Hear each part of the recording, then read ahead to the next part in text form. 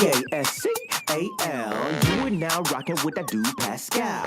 We be going wild, Haitian in the building, so original. Got the haters catching feelings. Get your hands up to the ceiling and keep them held high, cause St. Louis isn't ready. Forget about it, goodbye. Hold up, we just saying hi.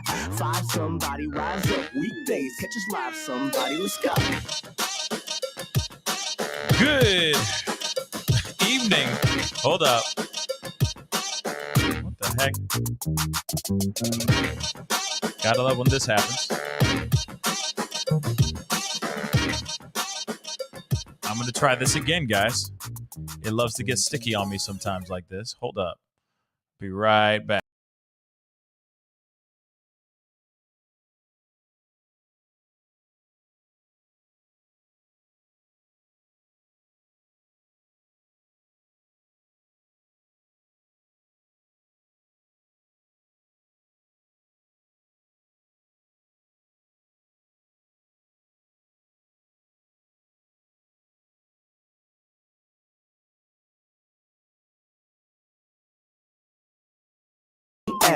You are now rocking with that dude Pascal. We be going wild, Haitian in the building, so original. Got the haters catching feelings. Get your hands up to the ceiling and keep them held high, cause St. Louis isn't ready. Forget about it, goodbye. Hold up, we just saying hi.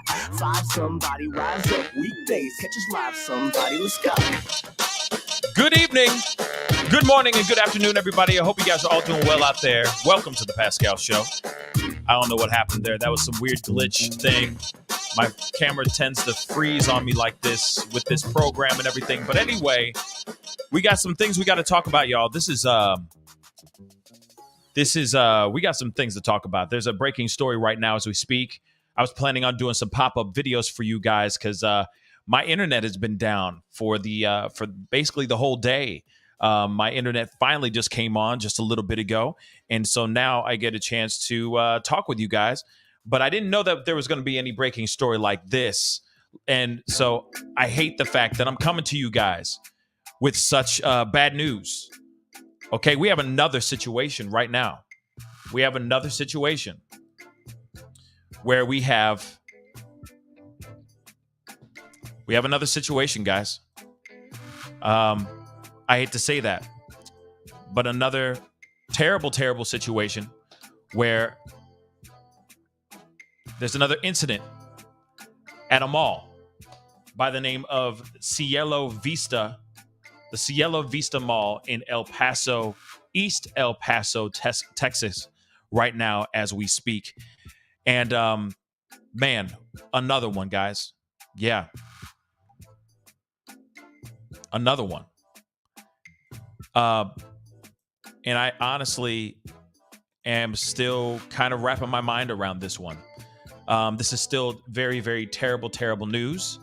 I'm not happy about this news at all, just like everybody else. I'm sure we're all not happy about this, and we're going to get into it because obviously there's still some new developing information about this, and we're getting as much as we can. We're trying to get as much as we can about this right now as we speak. But before we jump into everything, we got to do this, unfortunately. Hit that like button down below. That would really mean a lot. Send it past 400 likes as you guys start to file in. There are some new updates, okay? As I was waiting for my internet to get figured out and all that, I was watching this diligently, trying to get as much information as I could for you guys. So we are going to be looking at some things here very, very quickly. Okay, so hit that like button down below. Send it past 400 likes. That would really, really mean a lot. And do not forget to hit that subscribe button if you haven't done that yet. It'd be great to have you a part of the Pascal Show family. I wish I came to you guys with something more lighthearted, less devastating, and less revolving around such bad news. But nonetheless, we have to talk about this. Again, there has been another incident, another tragedy at a mall in East El Paso, Texas, y'all. Okay? So let's get into some things, okay? I appreciate you guys for being here, spending the time with me. You guys could be watching this and getting this information from anywhere else because there's some other places I'm sure that are talking about this right now as we speak. So the fact that you guys are here does mean a lot to me, okay? It is an absolute blessing. But let's get into this conversation, okay? And it hasn't really hit the national news headlines as of yet. But I'm sure it'll be making its rounds very, very soon. But let's take a look at this article that I have here so far. There has been a monster at large after the tragedy in an El Paso shopping mall, which was the Cielo Vista shopping mall. And let me blow this up so you guys can see a little bit better in the nosebleed seats, because I know y'all watching. Okay, let me get rid of that too, and I'm going to get to super chats. I promise I will. Okay, but this tragedy was reported after 5 p.m. today in the food court and the Dillard's department store at Cielo Vista Mall in East El Paso. A large police presence, as well as ambulances, was seen pulling up to the parking lot Thursday afternoon. El Paso PD confirmed 1 fatality in the incident and 4 injured. Still, no matter what, yes, it's obviously, man, thank God there isn't any more fatalities, but still 1 is more than enough. Okay, 1 shouldn't even be happening, and there shouldn't even be 4 injured to begin with, in my personal opinion. All right, a text alert at 5:49 p.m. Okay, this is what the El Paso police department said. The scene was still active, according to the director of public affairs for University Medical Center El Paso. 2 people were admitted to the hospital in critical condition, and of course, this is the stuff that we know so far. Okay, this is what we know so far. Of course, there's all kinds of videos here of people checking things out. I don't know why this one is being funny. And I can't play this one anyway. But as you can see, this one's being sticky for some weird reason. All right. But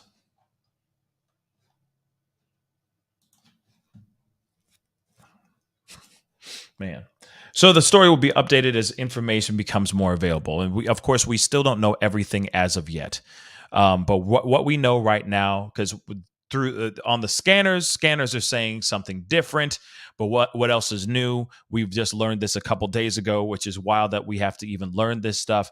But sometimes when it comes to these dispatch calls, sometimes they're getting multiple calls from people that may be just hyper overly aware or extremely scared, thinking that a loud noise means that it's gunfire, or that there's multiple monsters out here causing and wreaking havoc out here. We don't know all of that so far, but what we do know is that 1 has lost their life and 4 others have been injured. 2 of them, what we understand, have been brought in, and they're in critical condition right now as we speak. Okay, now let me grab these super chats really quick before they fade away on me, okay? And I appreciate the support. Matt Bond, all the way from Down Under, thank you so much for the $2 Australian dollar super chat. I really do appreciate it. I would say what another, but it's no shock anymore. Absolutely. I mean, every single day, it seems like there's a new one. We just did a live 2 nights ago of a monster walking onto Michigan State University's campus and just opening fire on a bunch of innocent lives. Now we have the same, basically, or close to the same situation right now as we speak. Now, there was a press conference, and the thing is that that's one thing I'm still trying to find out here by itself, but I have yet to find that so far. That's the one piece that's really aggravating me as well, because obviously there's only so much information. There's only so much information that we're getting. But and of course, I don't really trust Twitter so much anymore because of, a couple days ago, people are very quick to put out some BS and make it seem make fake memes and make fake things just so we can have something to gawk at and point at in shock and awe. And so Twitter, I don't know so much about if I can trust it 110%. But from what we are understanding right now, there has been, from what they've said in a press conference, that 1 has lost their life and 4 have been injured. 2 of them are in critical condition, as we know so far. Now, that's the same one. Hold on, guys. I'm just trying to get as much information, okay, that we can get. I got another super chat that I need to grab here too before it officially disappears. But K Bragg, thank you so much for the $10 super chat. I'm starting to wonder if these are coordinated somehow, since they keep happening in clusters. Is there a thread or something?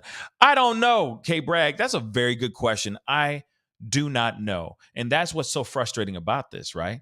That these just keep just the fact that these keep happening. You keep wondering, was this like a full on plan, right? Did they plan these things together without letting us know? They're talking in the deep dark web, and then all of a sudden they convene. They rendezvous in a certain point, a certain place, and just wreak havoc. Like, what is the real truth that's going on here? That's what I'd like to know. Okay, it is absolutely knuckin' futz, in my personal opinion, okay? And very aggravating. But let's take a listen to this. Again, that's I-10 Hawkins. If we have I-10 Airway, that would also be another really nice shot to take. If there is I-10, I know we have Viscount. That one would also be great to see. See, my internet's not completely fixed yet, but because this live stuff, man, that sucks. But one thing I want to point out here, though, too, is that they say this gunman is still at large, okay? As of, well, shoot, like an hour ago. As of an hour ago, all right? This shooter is still at large, all right? In connection to this incident, this tragedy that happened at this El Paso shopping mall. So let's take a look at this, okay? An incident was reported shortly after 5 p.m. Wednesday in the food court and Dillard's department store. We already know that. A large presence, as well as ambulances, was seen pulling up to the parking lot Thursday afternoon. El Paso PD confirmed one fatality and 3 other people injured.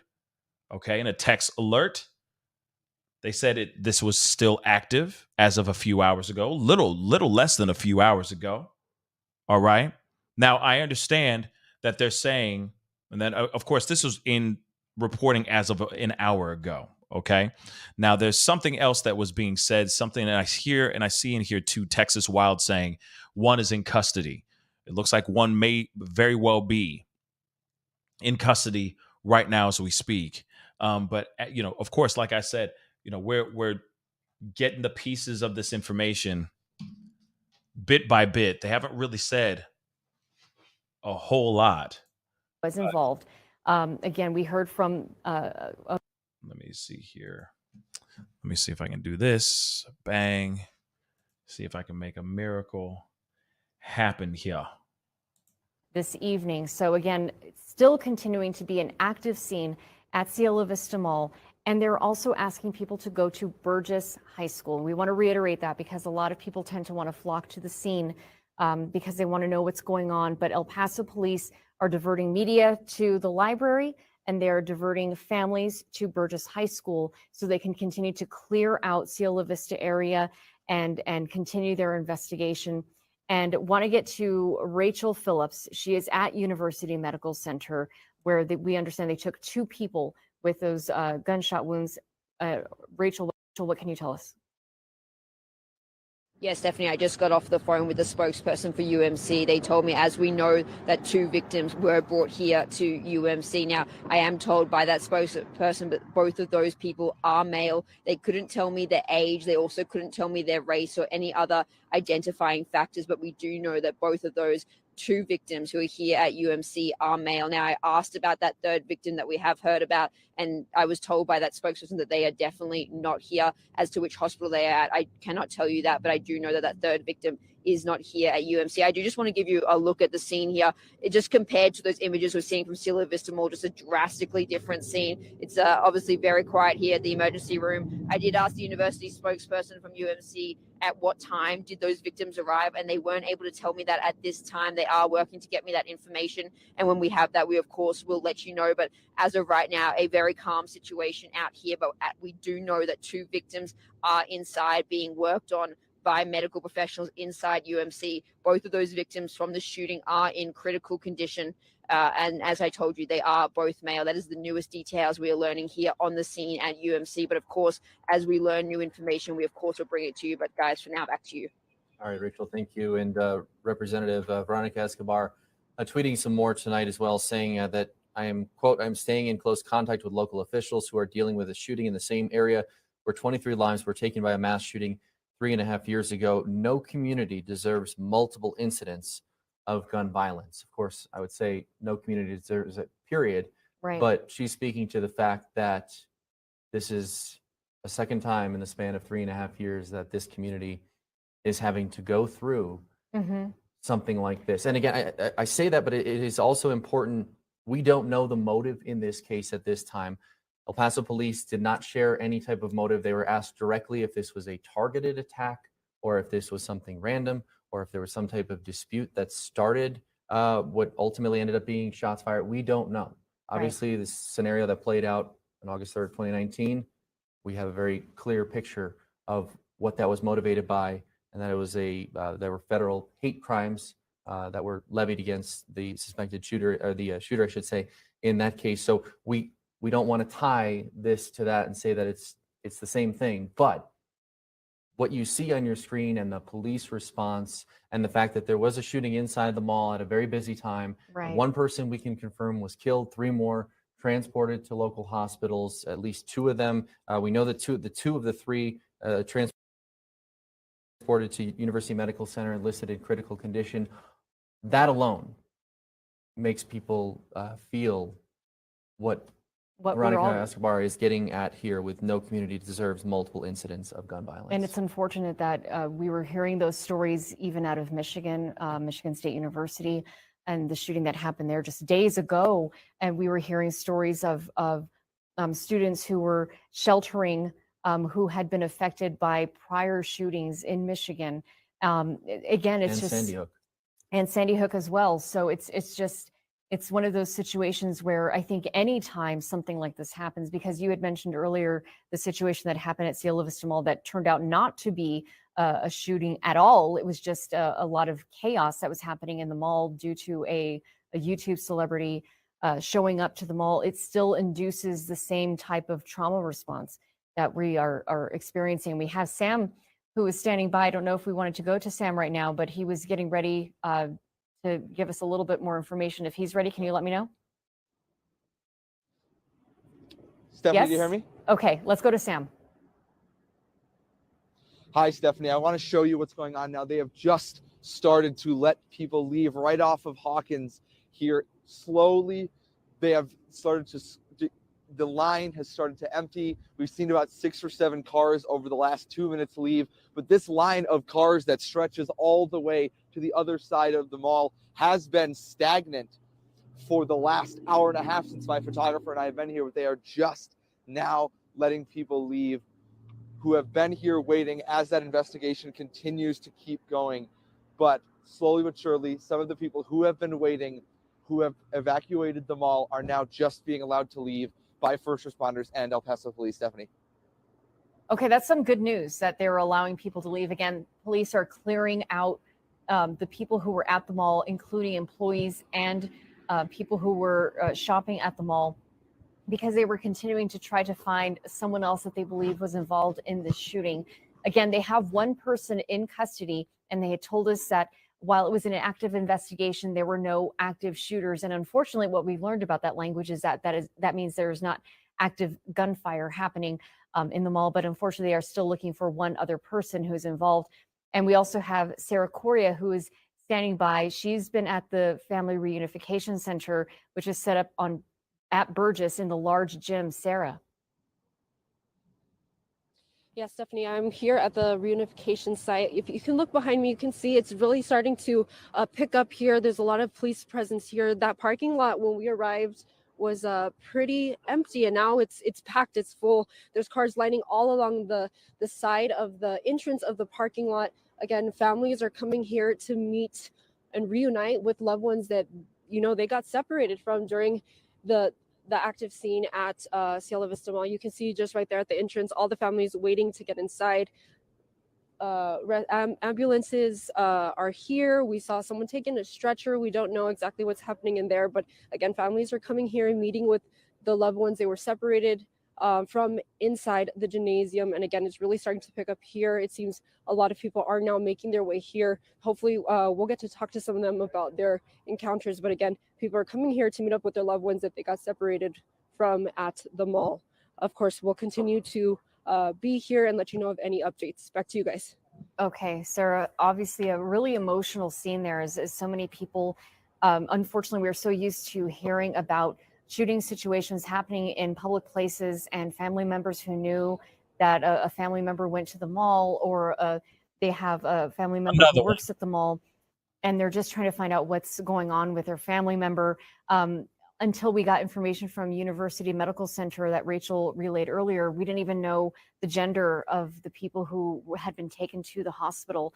So we now know two males were taken to University Medical Center in critical condition. That information, their gender is coming from UMC, but that two people were taken to UMC, confirmed by El Paso Police.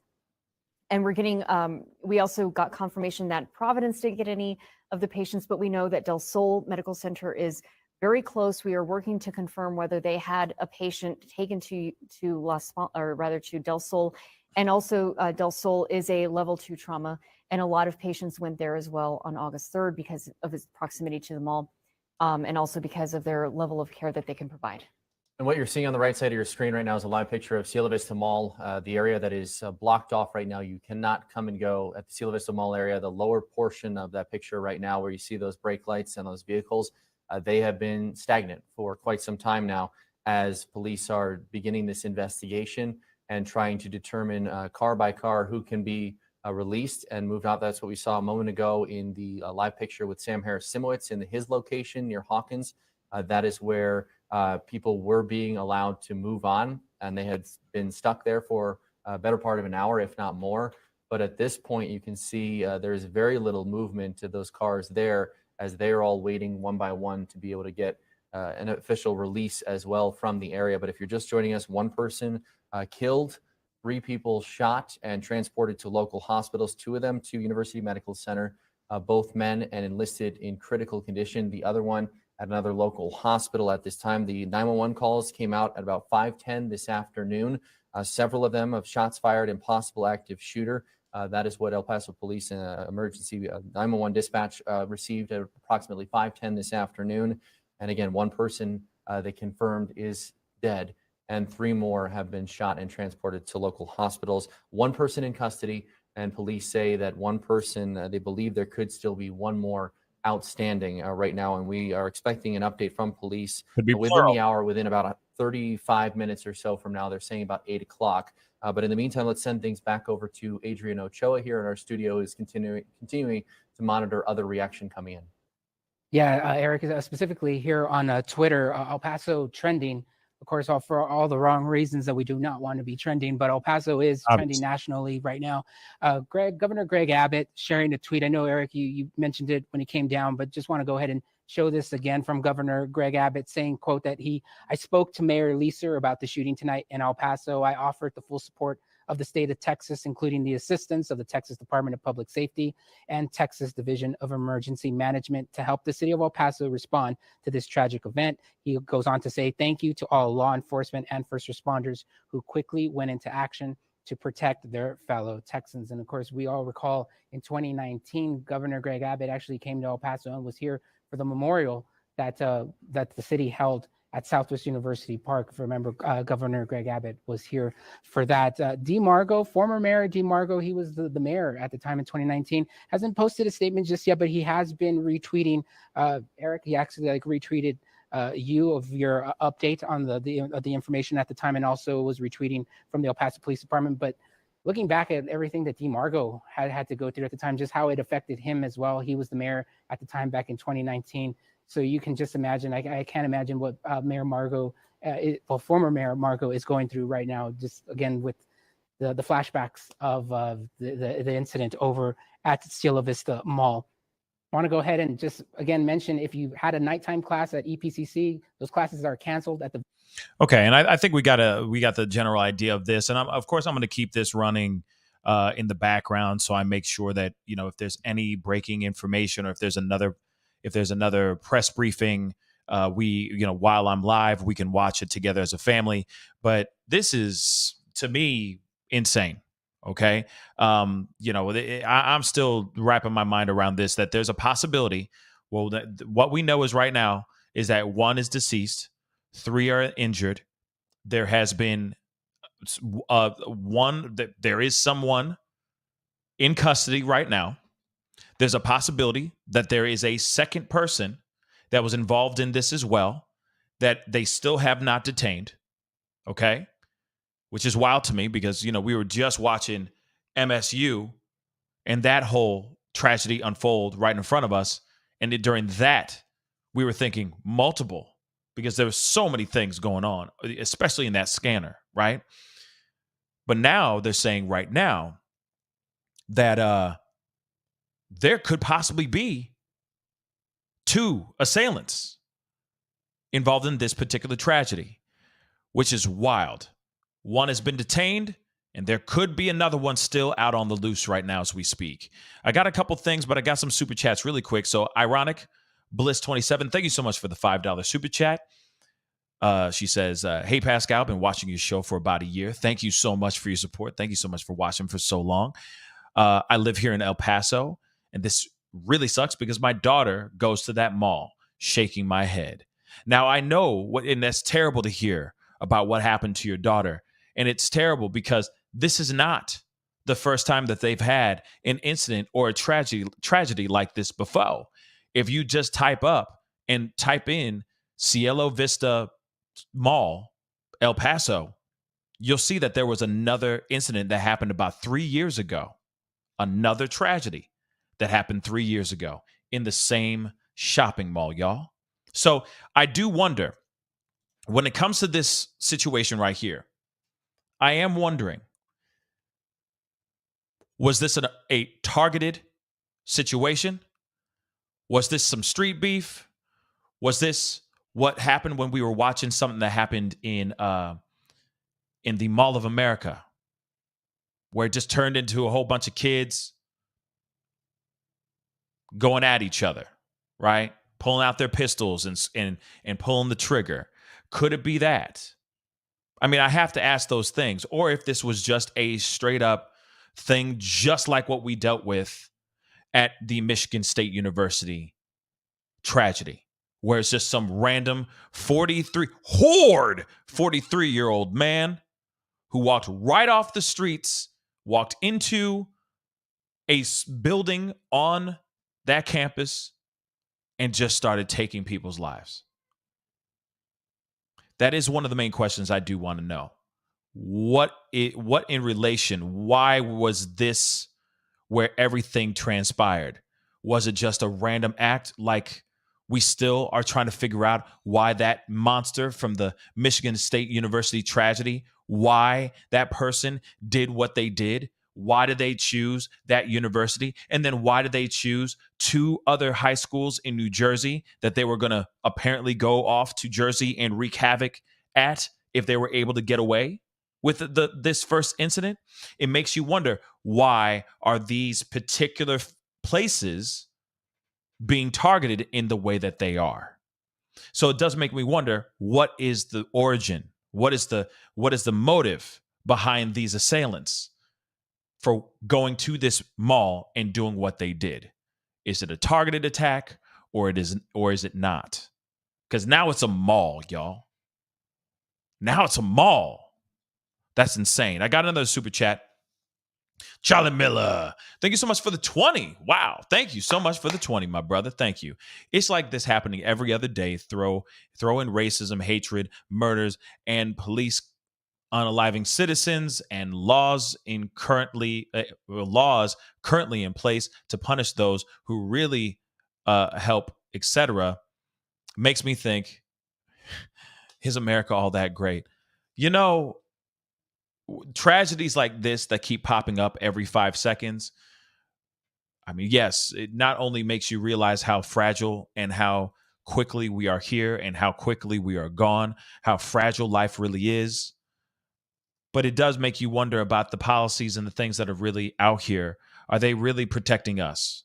Are they really protecting our loved ones? Are they really protecting the law-abiding citizens that pay their taxes, pay the bills, show up, vote, right? Is it really constructed to keep families safe? That's the main question I ask. And I think I'm going to continue to ask that question until we see something change. Okay? But I'm telling you, 2023 be wilding out right now. I said it before and I'm going to say it again. It turned the volume all the way up and just ripped the damn knob off. They just said, F it, and ripped that thing off. They didn't give a damn. 2023 don't give a damn. And this is insane and tragic. But I keep wondering, are these laws that have been implemented, and I'm glad that Charlie Miller asked that question, are they really being at least these gun laws? Are they really here to protect us or not? I don't know. Laura Estrada, thank you so much for the 10. Hey, girl. Pascal's been way too long away from you and the family. It's so bittersweet since we are here again, grieving the loss of lives. I'm so drained. Snugs, and thank you so much for the snuggles. I appreciate it. I know we all could use a little bit of snuggles here and there, especially this week. My Lord, this has been a heavy week. It has been a heavy week. I've been sitting back waiting to see if there's anything that I can do or talk about that's just a little bit more lighthearted, that isn't just so doom and gloom all the live long day. But unfortunately, this has been one hell of a week. And yesterday was Valentine's Day. And also, let me say, happy belated Valentine's Day for those of y'all who weren't on the show yesterday's show. But my Lord, this is insane. Like I said, we've only been 6 weeks into this mother lover, 2023. And she letting us know. She letting us know what is going down this year. And I'm just hoping that maybe it's starting off heavy and tough, and it's going to get better here soon. But let's hear what they're saying here on this live. The entire Cielo Vista Mall area is considered an active crime scene at this time, and it is all taped off, cordoned off, and not a place that you can come and go at this time. And again, that area is continuing to be cordoned off. So I would just advise everybody to avoid that area, because you could see that the Family Reunification Center is starting to get filled with people. So you can imagine how traffic in that area is tonight. So if that is not part of your commute, or if you don't need to be in that area around Cielo Vista Mall, you may want to avoid it for the time being. Hawkins, Viscount, Sunmount. We even know that Sun Metro had diverted buses away from that area. There's a bus station there, and also the Walmart, the Sam's in that area as they continue their investigation. We're waiting for police to give us an update. We understand that they had said maybe about 30 minutes ago that they were hoping to have an update in an hour. So hopefully around 8 o'clock, we hope to get more confirmed information from El Paso Police. The last word we got from them, it was too early for them to say any more information about who was involved, why this happened, the age, or any identifying statistics on the shooter they had in custody and the 3 people who were injured and the person who was killed, and even the weapon that was used, though we know that a weapon was recovered. We also hope to get more information about their search for a possible second shooter. As they continue their investigation, we will continue to bring you the confirmed information that we are getting. So And of course, I'm going to keep this rocking and rolling here, this live stream, because we all want to see what's going down and what's popping off here. But this is just insane. And allegedly, they're supposed to be doing another press briefing in about 25 minutes. So of course, we'll be here ready to do our thing and cover this and watch that press briefing here as well. Hopefully, they can tell us here very soon that maybe there's only one assailant and they got him. Like, it's a wrap. We got him.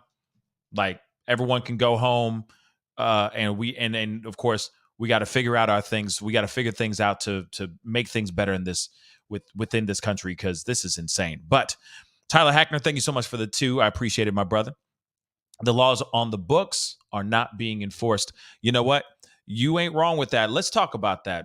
And he's making a very good point here. I think that there are moments where it's 50-50, y'all. It's 50-50. Clearly, there are laws. There are gun laws. There are gun control laws. There are policies and all that. But at the same time, a lot of people find a way to finesse their way around it. Let's keep it real. If there's a will, there's most definitely a way. You could say the same thing about drugs in this country, right? The accessibility of drugs, how kids are getting their hands on them. For a fact it's illegal, but at the same time, hey, if there's a will, there's most definitely a way, and there's always somebody around the corner who got that plug. So yes, it's illegal. Yes, they shouldn't be doing anything with those kind of things, drugs or guns, whatever. But again, it's the accessibility of going under the table. It's the accessibility of those things as well. So of course, if it's like, God forbid, some kid thinks, man, I'm 16, but I really want to get a piece so I can do some bad things to some people out here. You don't think that they're going to find a way to maybe buy that under the table, right? Cash only, under the table. Buy it from a friend, so on and so forth. Same thing when you talk about drugs, when you talk about even recreational drugs. I'm talking about like just marijuana, okay? If there's a will, there is definitely a way. And that's a frustrating part of it. To me, it seems like these laws need to be enforced even harder. There needs to be stricter laws for these things, so that it isn't as easy to access X, Y, and Z. They are there, but you're right. I don't think that they're being fully enforced, okay? I don't think that they are being fully enforced. And I think it needs to be much harder, okay? I think it needs to be much harder for people to get access to certain things like this. But the only way they're going to do that is if they start tightening these laws even tighter. And then I guess nowadays we need to thicken up, I think, security in schools and in public places. Unfortunately, this is the bed that we made, ladies and germs. That's the problem.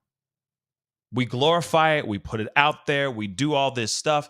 Then these kids come, or old, grown-ass, horde, 43-year-old men, okay, walk off the street with a weapon and do God knows what. It's the bed that we made. And unfortunately, we got to lie in it. And I hate to say that. But it really is. It really is the bed that we made. And until we find another way, we're going to have to lie in this bed that we created. And that's the thing.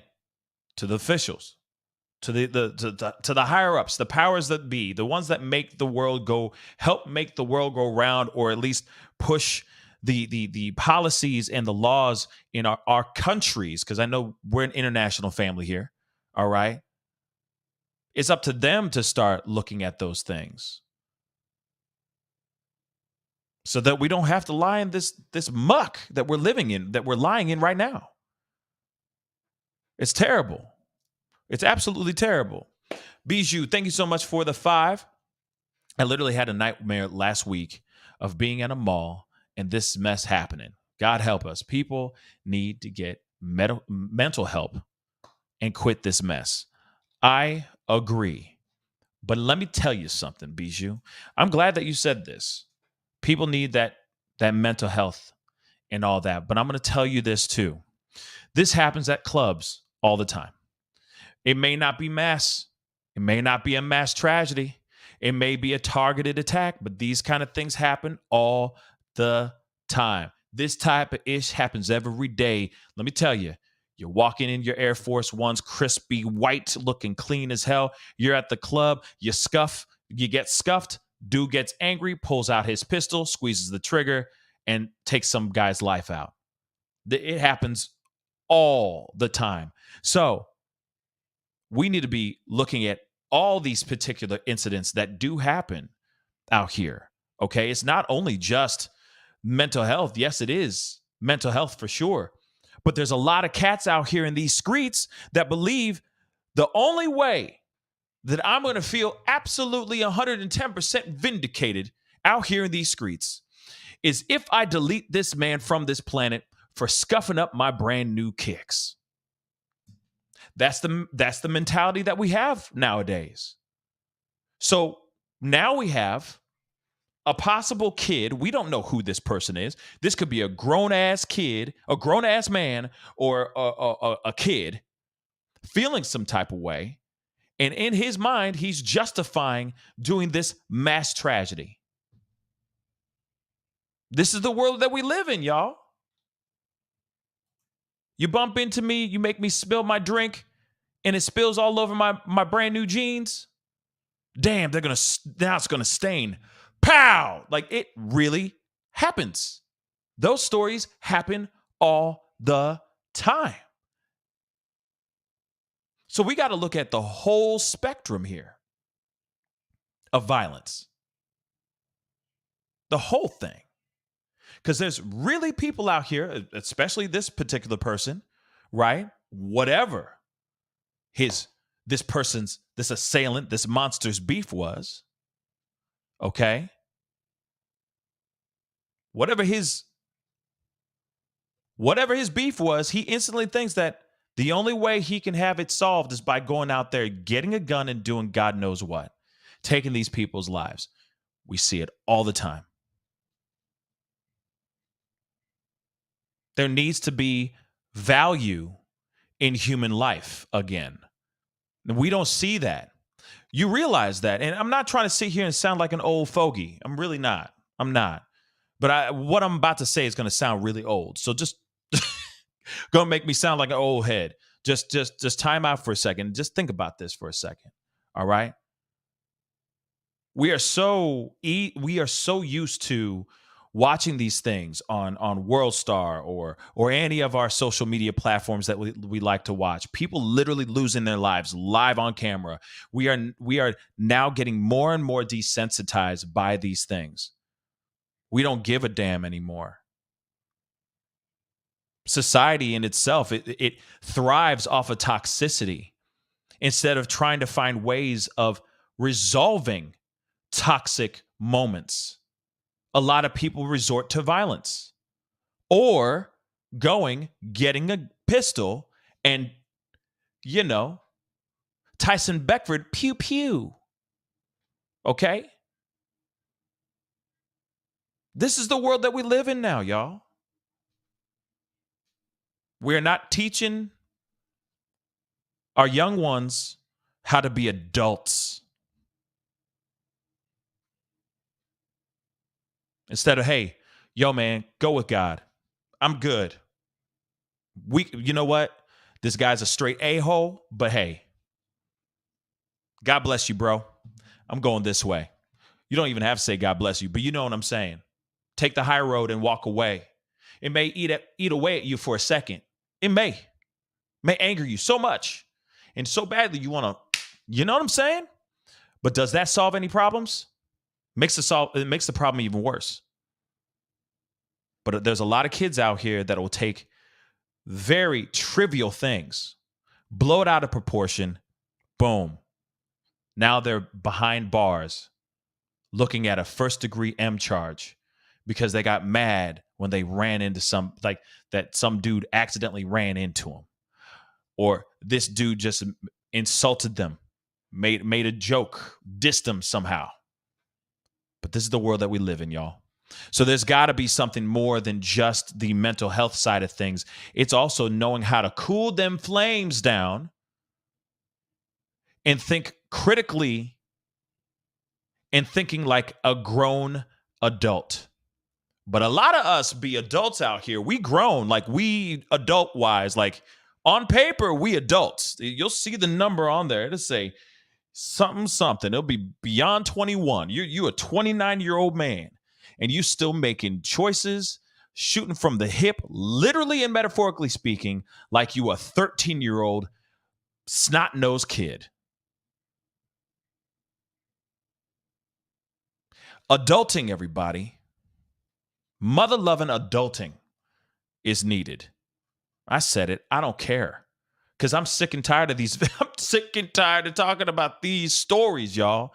And this happens now almost every day. Okay? Carrie Hall, thank you so much for the 20. I appreciate the super sticker. Thank you so very much. I appreciate it. Because like I said, it's beyond. It is beyond. Okay? Lil Trina, thank you so much for the Cash App. I really do appreciate it. Thank you so much, sweetheart. Okay. She said, I don't have any more words. I agree. I mean, I clearly have words to say. I wouldn't be on here if I had something to say about it, but you know what I'm saying. Okay. It's beyond just mental health. That's all I'm trying to say. It's beyond that. We don't have kids. And I'm not sitting here saying that the parents are terrible. Okay. I'm not saying all of us are terrible. No, hold up.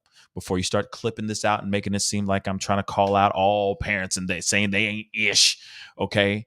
Like Jason Whitlock trying to say, oh yeah, you know what happened to Tyree Williams or to Tyree Nichols is because of not having father figures in his life. It's the baby. It's the dear mama scenario with Tyree Nichols and all that. And that's why he got jumped. Hell no, I ain't saying that. All I'm saying is we are growing up in a world where toxicity is king, and we need to look at that and damn all that stuff and teach our children and teach ourselves, reprogram our own minds to be adults. Because not everything has to be about a tussle, or not everything has to be about how can I erase this person from this planet? It doesn't have to be that. It really doesn't. It really doesn't. Laura Estrada, thank you again for the 10. Last week, I worked at a junior high for 3 days last week. I came home depressed since 2 sixth graders of color looking at older teens of color showing off their gun collect. See what I'm like, but see right here? See this ish right here? And that's real. That's real. I appreciate you sharing that with me and with the family. But that's a real thing, y'all. My Lord. Okay.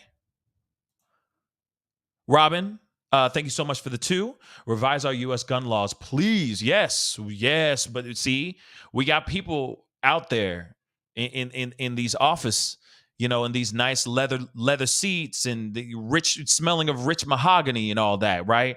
Drinking fine scotch and all that, and chilling in the cut with all these other big wigs that make or maintain the status quo of what's going on in this country and what's happening.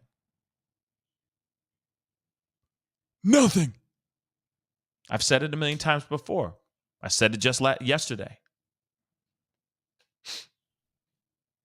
I said it on yesterday's show, the last show. I said, hey, these guys will trust me. You heard in that live, in that feed just a second ago. And we got 10 more minutes until the alleged press briefing that's going to be coming out here soon live, okay? And I got some more information for you, so I'm going to get to that here in just a second. But you saw in this live just a second ago, didn't you see Governor Abbott come out, okay, and start going, oh, it's a travesty and all this stuff. They're so quick to talk about how terrible it is and say it's a tragedy, but what are they doing about it? But no, they're not doing anything at all. Remember, this is in El Paso, Texas. Uvalde.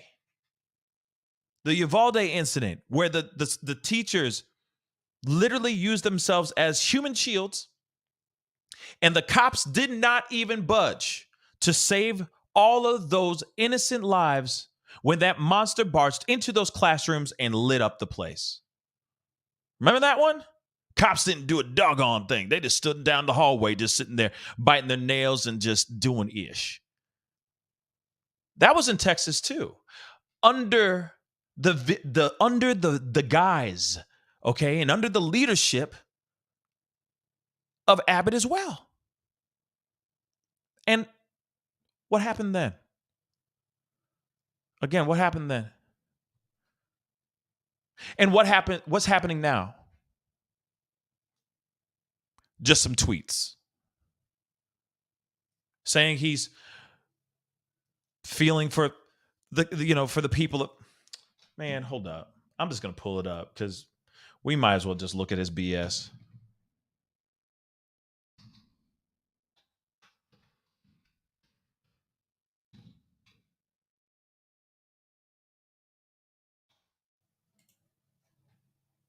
That ain't it. Hold up.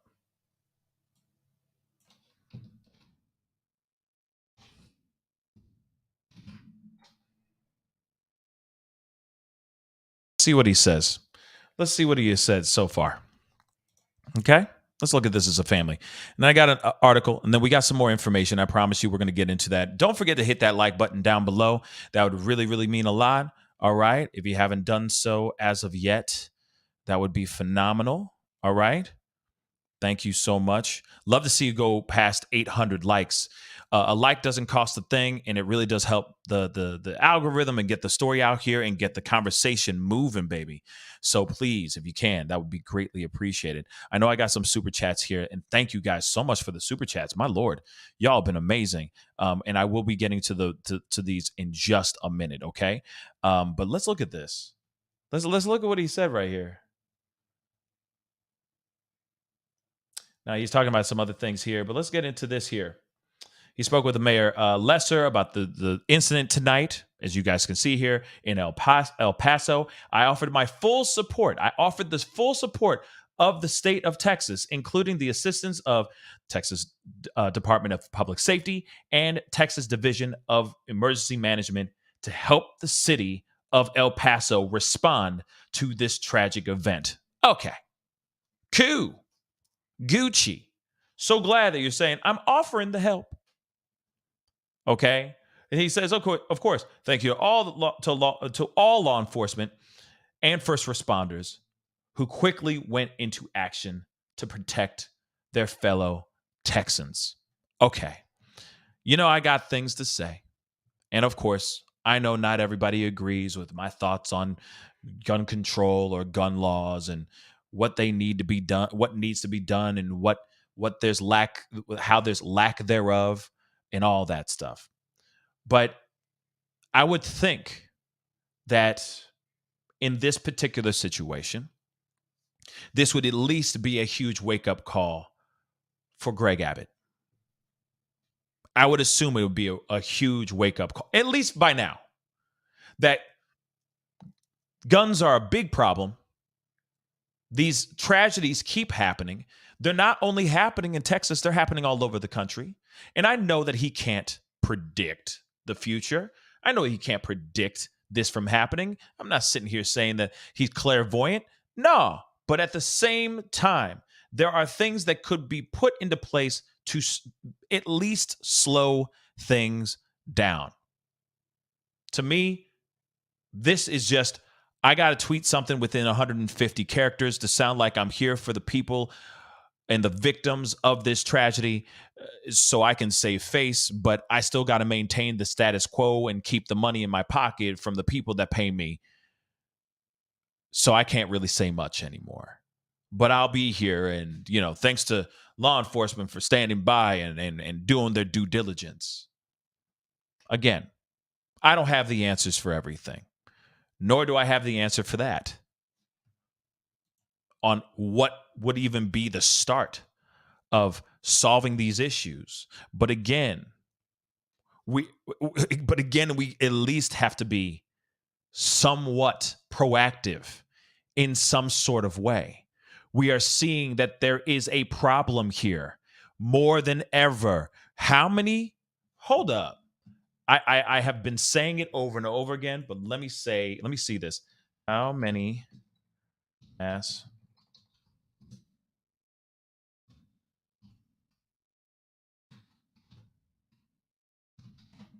Let's see. Yo. According to this article here, let me show this to you. There have been 71 mass tragedies in the last 6 weeks. I'm not kidding. Look at that. Look at that. Look at that. Look at that. Okay? And you're telling me that there's nothing we can at least try to do? All options are off the table? We're just going to put out a little tweet here and there and say, my heart goes out to the people and thank you so much to the such and such. 71. 71, y'all.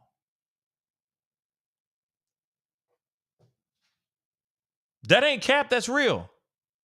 That's real talk, y'all. Hamburger. Okay? If that doesn't tell you that something's wrong in this country and that we need to fix something like right now, I don't know what else will. I really don't know what else will. I'm going to leave that up for a second while I go through some of these super chats real quick. Again, 71. No, they didn't. That wasn't a typo. It's not 17. It's 71. Okay? There's a lot of people that have lost their lives. And a lot of people, that's at least 71 individuals that have taken a weapon, gone into a place, and opened fire with that weapon. Do you realize that? Whether all 71 are still alive or are no longer here, doesn't matter. 71 separate mass tragedies. Think about that for a minute.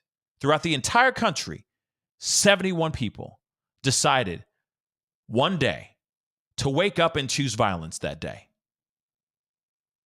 Think about it. Let me get to this super chat. Kimberly in Japan, thank you so much for the 200 yen. So many adults not adulting. Absolutely, I totally agree. It also starts at home.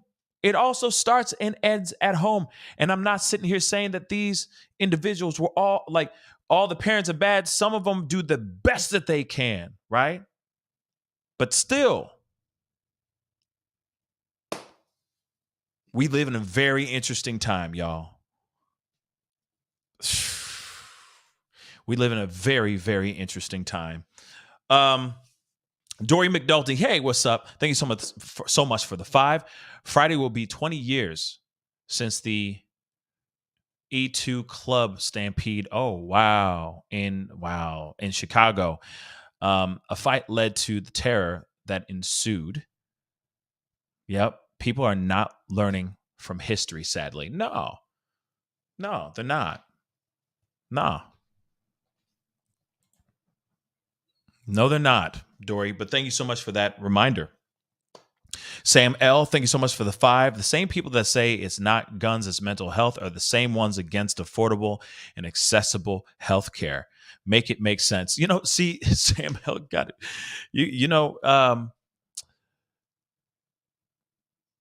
That is interesting. And I've seen that too. And it's like, you know what? If we had more things available, if we had more opportunities laid out in front of us, maybe this number would go down. Because let's be real, it's not only just the guns, right? It's not only just the weapons. It's the people that are holding the weapons as well. right? And if it is mental health, and if we were more, and of course, I feel that the understanding and the stigma against mental health is now changing. Things are more on an upswing, slowly but surely. It just isn't happening fast enough. But if that was more accessible for a lot of these people, maybe some of these things wouldn't happen as well. It's not only just guns; it's also the other stuff.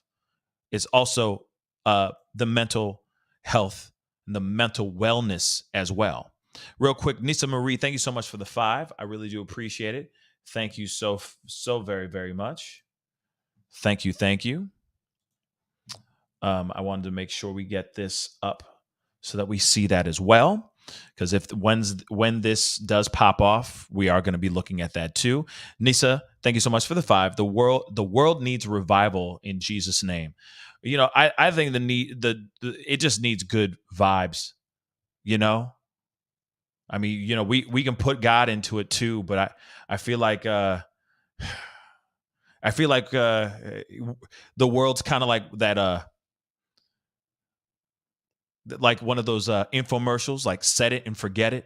You know what I'm saying? And I'm not saying that God forgot. I just think that there's a lot that we need to do as a people that is not in the hands of God. I mean, of course, it's maybe finding faith and finding that energy, but through us, we are the ones who have to do the change. It's not going to be some miracle of a man walking on water. Not now, right now, at least. You see what I'm saying? So it's up to us to make those changes. It really, really is. And it's the stuff that we consume. It's the stuff that we allow ourselves to consume and the ones that we love to consume. It's the negativity. It's all that BS that we have just thrown out in front of us every single day. We're watching, you know, and praising toxic relationships like Blueface and Krishan. We're allowing these things to happen and we're consuming it. And they're getting their money and becoming stars because of our obsession with this toxic vibe, toxic vibrations. That's all we do. Like, our lives are really not that boring. I'm sorry. My life is not boring. I love my life. I work my ass off, okay, every single day. My day is busy every single day. I don't really give a damn about what's going on with Blueface and Krishan, but there's a lot of other people that do. And then they consume it and they're going, oh, that's how a guy's supposed to treat a woman and a woman's supposed to be treat a man. That's what crazy love looks like. But for some odd reason, we have people who embrace and suck up that negative, toxic energy every day. And it's right in here.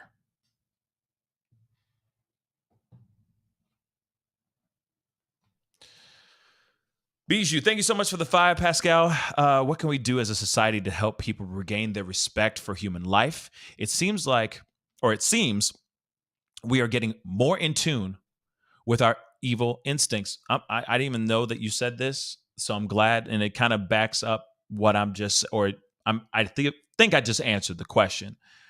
But Bijou, I do appreciate you saying that. Well, I mean, I don't have the answer for everything, okay?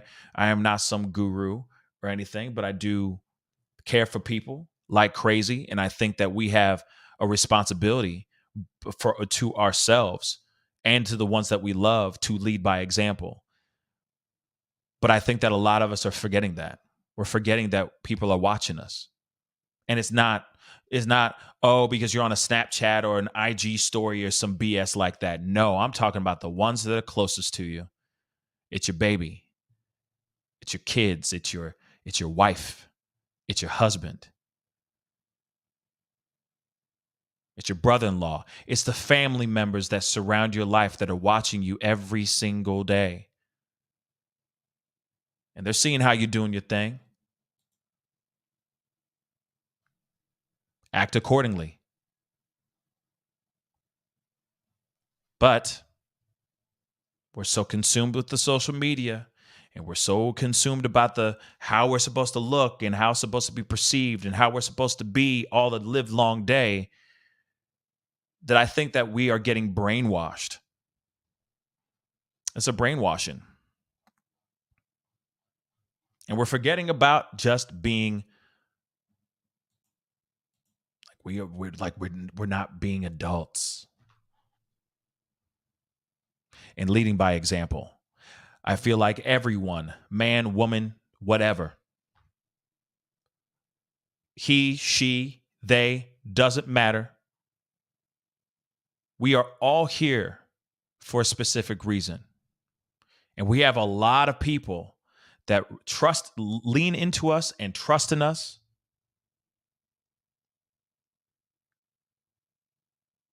And I don't think we remember that.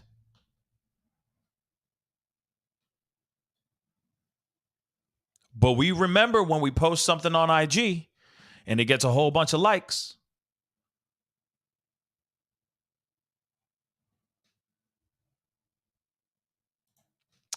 YR, thank you so much for the 105 gone, 289 injured. Yep, in 72. 72? Oh, maybe including this one right here. In 72 mass tragedies this year alone. YR, thank you so much for the math. I appreciate the sums. Real talk. But my dear God, 72, guys. 72, and that's 105 people that are gone. 289 people who are living to tell the tale, that will most likely have to live through another one in the future, probably within the statistics here. And that's very, very sad. AB, the barber, thank you so much for the 20. I don't understand why people are so quick to blame the gun. Drunk drivers kill way more people than any weapon. Why not talk about banning alcohol? Alcohol, is it because most of you have alcohol at home and drink while driving daily? Ooh, wow. Now that is a statement. Let me say this. Let me say this though, real quick.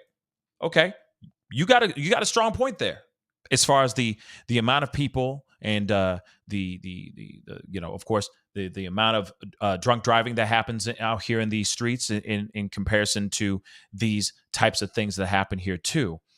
I hear you 100%, but I will say this though.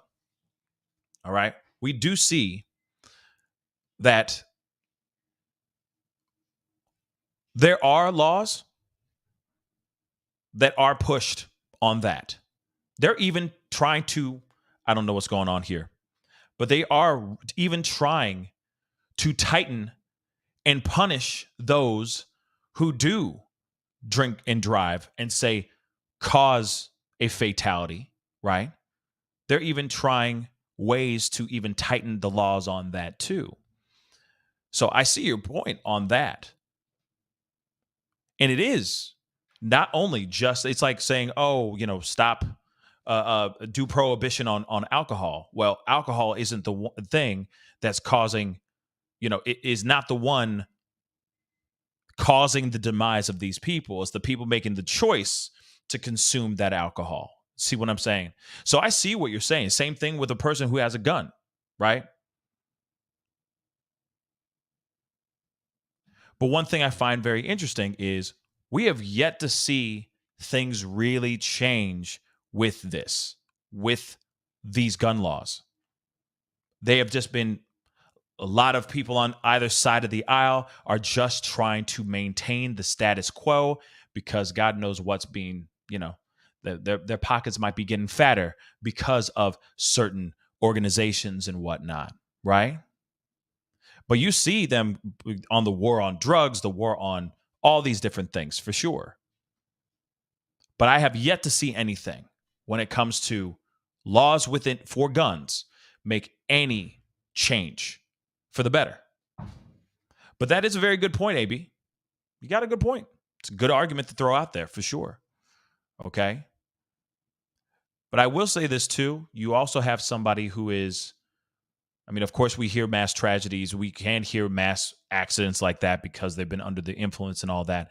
But you have somebody who is taking a weapon, walking into a public place, and also just taking out a bunch of people, right? And that is heartbreaking too. So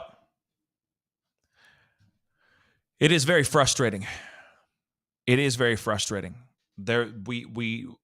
All of it at the end of the day is a level of responsibility that we need to have. Okay, there's a level of responsibility that we need to have on multiple levels, and so far, there really is zero accountability within the world that we live in as of late, and that's everything from people who are taking in chemicals or running around with a gun and doing God knows what. And you also got to consider other shootings that happened here too, that aren't just mass incidents that take a whole bunch of people in a mall too. You got to talk about street stuff that's going on, gang related violence, etc. You got to put those things in consideration as well. But I do want to show you guys this too. All right. Because I think this is a little bit of information on before everything, but I'm looking to see if there's any updates so far. Let's see. Hold on. Eric, you just shared that tweet. They just sent out another tweet about 10 minutes ago that they're planning a news conference for 9 p.m.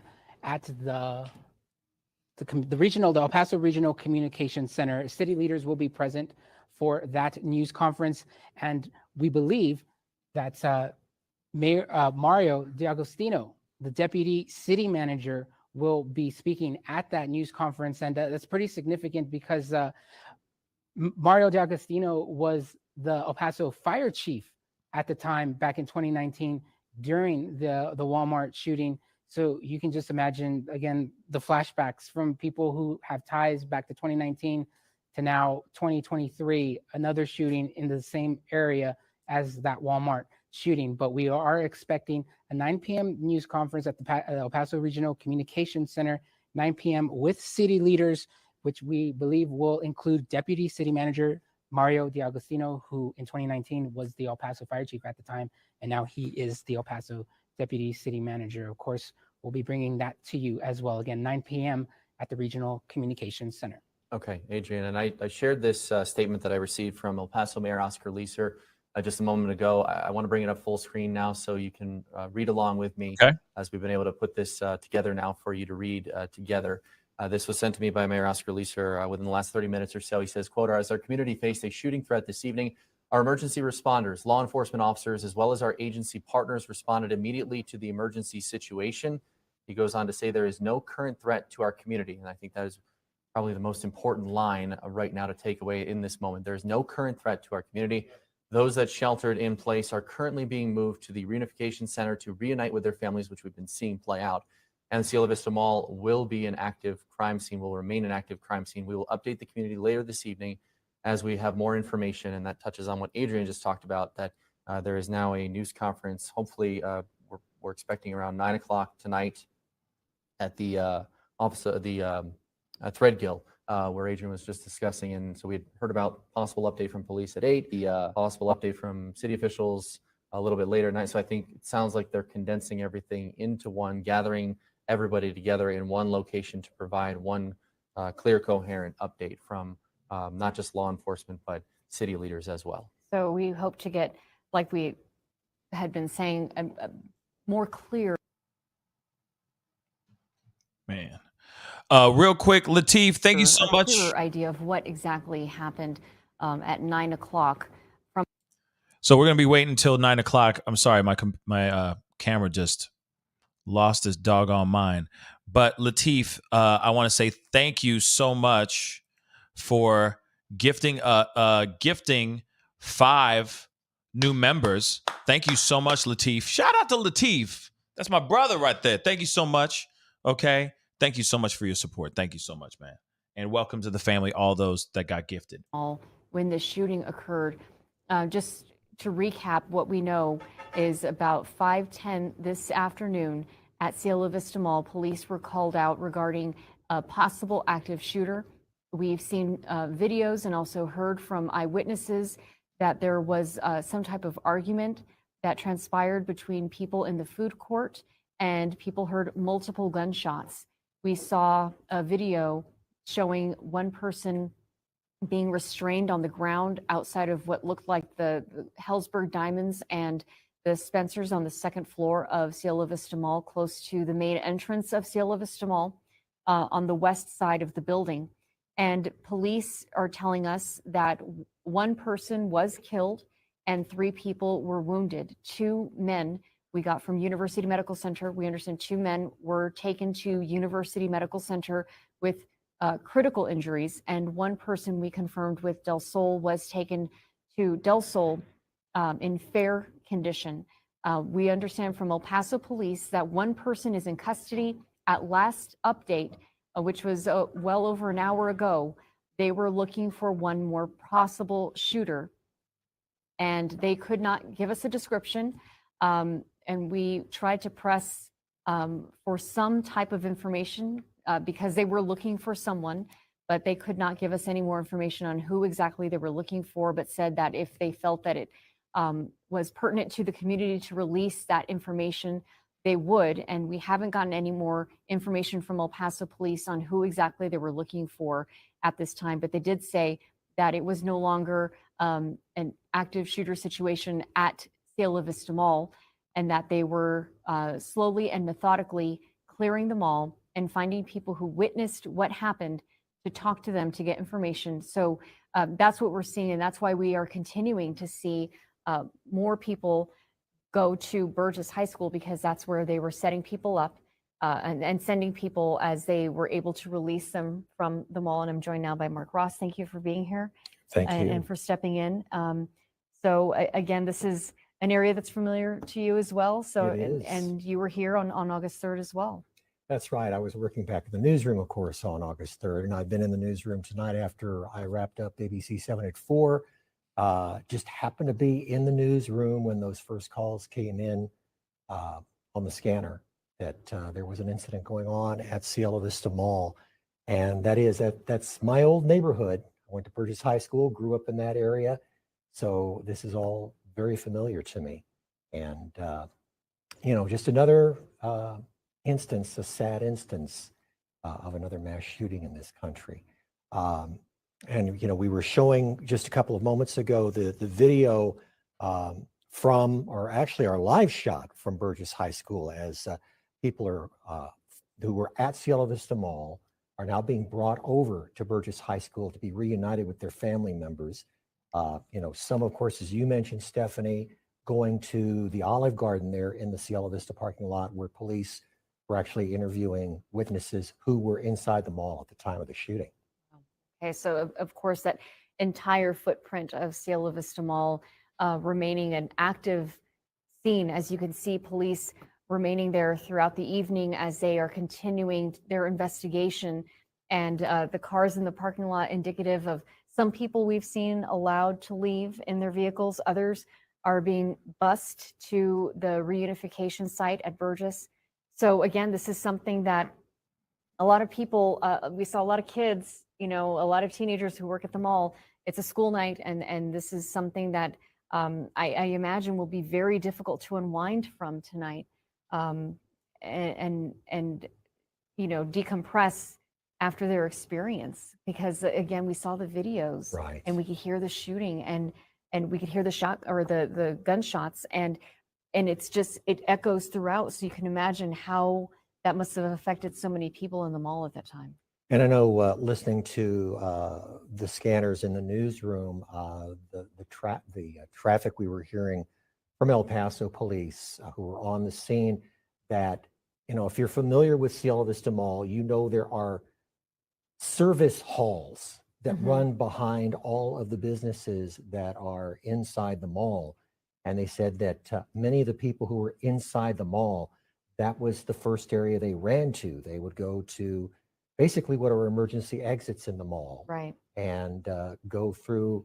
And of course, police had to, as you say, methodically go through and look for people wherever they might be, whether they were barricaded in place inside stores or whether they happened to be in these service halls. Right. There are so many places where people can go, and we actually heard from someone, two women who are Sam Harris-Simowitz interviewed earlier, who were eating at the food court, heard an argument break out in that area, and once they heard the gunshots, they ran into the restroom in those service areas by the Dillards and were hiding there for several hours. One of the women, 7 months pregnant. So this is just, again, that you can just imagine so many people fleeing after hearing this and running wherever they could to get shelter from whatever was happening that, just causes a mass chaos, because you hear it, but you're not going to give any time to figure out where it's coming from. You're just going to run. So we've seen so many videos where people are just running away, and it's terrifying to see. It was giving me chills seeing these people, because it's just such a traumatic event that no one should have to experience. This is a video that we got from FitFam. This is taken from inside a store that had I was just about to show you guys rolled the gate down, and you can see that there's police restraining somebody close to, I think that's the Spencer's up there. Yeah, that's the Spencer's Gifts that is up there on the upper level. That's closer to where Sears used to be. Right. And of course, we do not know at this time whether or not this was someone who was involved in the shooting incident, but they were taken into custody. Right, because police could not confirm more than that they had one person in custody. But we do understand that the shooting did happen in that area of the food court. And we also spoke to someone who was in the Spencer's who saw the barrel of a gun before they ran for cover. So again, we will continue to await an update from El Paso Police as they have moved their news conference and their news update from 8 p.m. to 9 p.m. But as we send things over to Adrian, I want to leave you with this look real quick of I-10 and Hawkins, where you can see the lights of JCPenney in the background and the police presence on both Gateway West and inside the parking lot around the Olive Garden and the JCPenney area continues to be present. And you can also see close to the intersection of Hawkins and Gateway, as well as in the distance, likely by where that Sunmount, where the bus station and the Hooters are, and the Walmart. So all of that area, Adrian, continues to have a heavy police presence. Oh yeah, so if you're headed out tonight, just avoid that area right now, the Cielo Vista area. Maybe take Montana, or just stay on the freeway. Don't even get off on the gate. Okay, and that's some other logistic stuff, for sure. But crazy, guys. Crazy. Obviously, let's see if there's more. Let me see if there's more. 9 o'clock. That's when their city leaders will be there. And this is the retweet from the El Paso Police Department of that news conference that will be going on at 9 o'clock. But they also tweeted this out as well. As you can see here, it says, "We appreciate all the support our community shows our first responders and the people that were at Cielo Vista Mall. However, we kindly ask to refrain from bringing donations to Cielo Vista Mall or Burgess High School, as the area needs to be cleared of as much traffic as possible." Of course, El Pasoans are coming out in full force to donate to those people who are at that reunification center at the Burgess Gymnasium, especially those people who can't get to their cars. They can't go home right now because their cars are taped off right now within the parking lot. So they're there presumably at that reunification center at Burgess High School, or they're just wandering around the Ponder Park that's also right across the street from that area. So of course, El Pasoans coming out to support.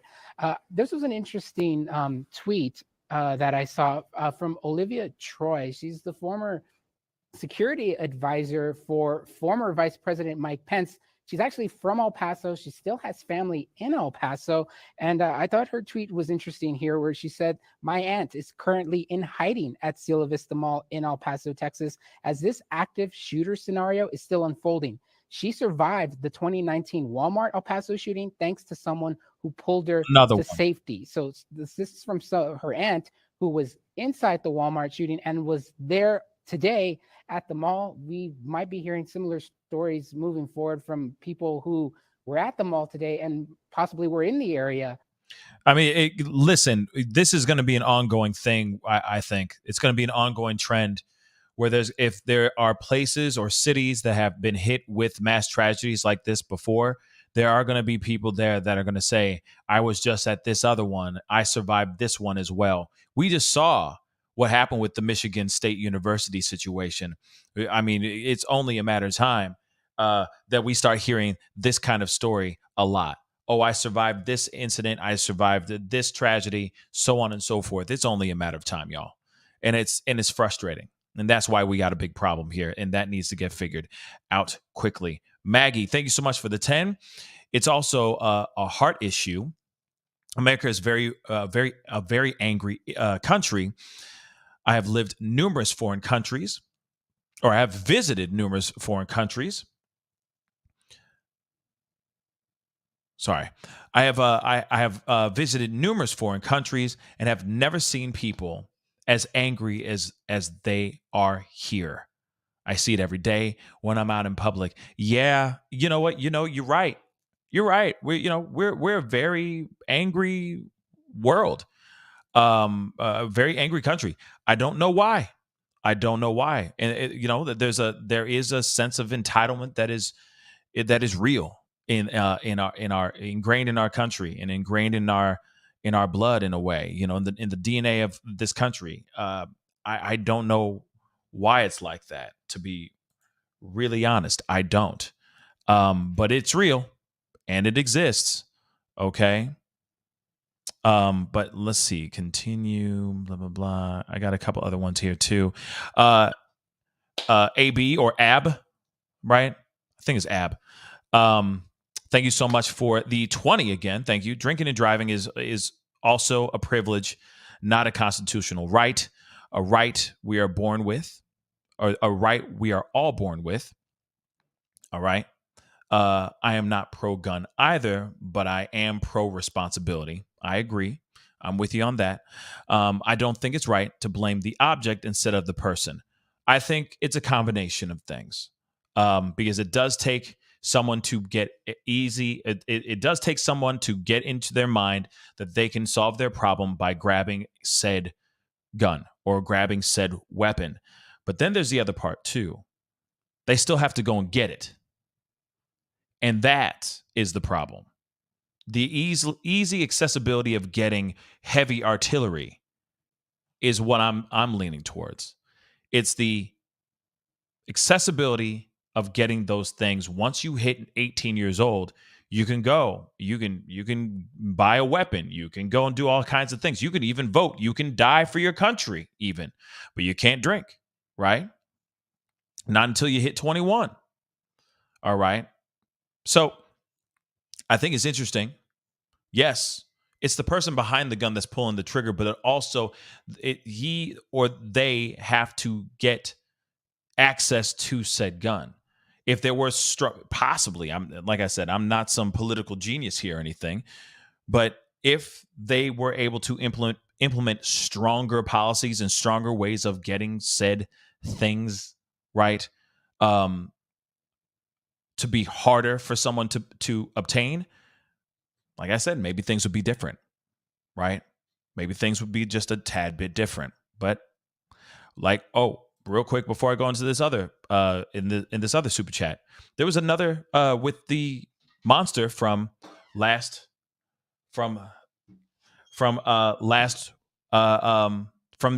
couple days ago when we talked about when they ID'd this person. He already had a history. Get this. He had already been arrested on charges with possession of a weapon. All right. This is somebody who already had a history of this. Maybe he bought the gun. Maybe he bought it under the table. We don't know. But maybe if he was trying to buy it legally, there would have been a whole lot of walls blocking him from being able to buy said pistol. And maybe what happened just a couple days ago would not have happened. Okay. I don't know why they just went black, but they literally went to black. Look at that. They faded to black. I don't know why, but when they come back, we'll get back to it. And of course, in about 30 minutes, they're going to be doing a live. Oh, they just straight up stopped their show. So that's what happened. Their show is over. I don't know why that happened. That's weird. That's very, very weird. So hopefully we'll see what happens. Maybe they'll pop back up. But the press conference doesn't happen for another 30 minutes. So I'll find another place that is covering this live right now too. But let's look at this other super chat. Angela, thank you so much for the $10 super chat. I really do appreciate it. I'm sickened by the lack of congressional action. Nobody needs an assault ban weapon. Hello. Hello. That's just one part of the problem, but it's one we can do if we protest. I mean, listen, if we got together and made our voices loud and made our voices heard, maybe things would change, right? But I'm still seeing things and a lot of issues that still need some serious look-see-loos at, some serious attention that people are out in the streets protesting about every single day. And it's frustrating. It's frustrating because there's a lot that needs to be done. But I think, keep electing the same type of people into office. And then what are they doing? They're not doing anything. They're maintaining the status quo. There's not a whole lot of change that is happening. And that's what's frustrating about this. All right. Angela, thank you so much again for the 20. Oh, my word, you're so right. Our energy reflects off of each other. Truth. Yes, absolutely. This is all within us.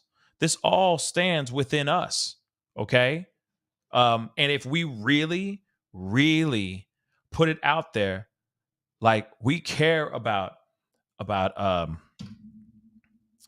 mental health and making sure everyone's okay and so on and so forth, I feel it would be a different story. If we really, really pushed, okay? If we really, really, really pushed the need for certain things, and we did that as a full group, as a people, I mean, this would be a different story.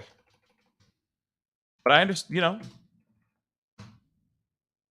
it also lays heavily on the people that we elect into office and who we have in our corners. I understand a lot of them are playing ball, but some of them need to go in there and just wreck shop. Okay, they just need to go in there and just start doing things. Okay, for the better. Not, oh yeah, it's our constitutional right, so on and so forth. Yeah, we got that. We already know that. But there's got to be something so that things like this don't happen all the time. I don't know what happened here with that particular show. That just went bye-bye. Okay. But of course, they are going to be doing another one here very soon, another live press conference. But I want to give you guys some more information here. So, of course, we already know one person there's been one fatality, okay, in this particular tragedy that happened at Cielo Vista Mall in El Paso, Texas. Okay, they say that one has passed.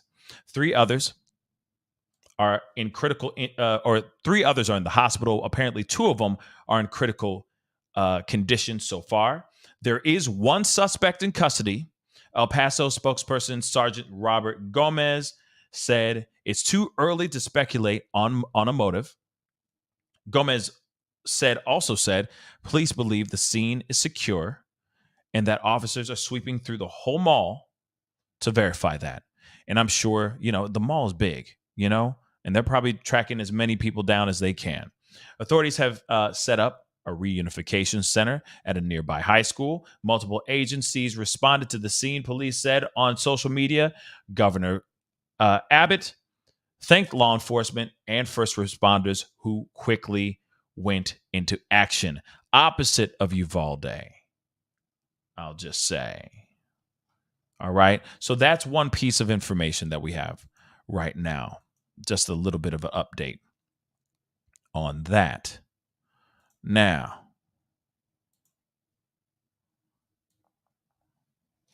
let me pull this one up too.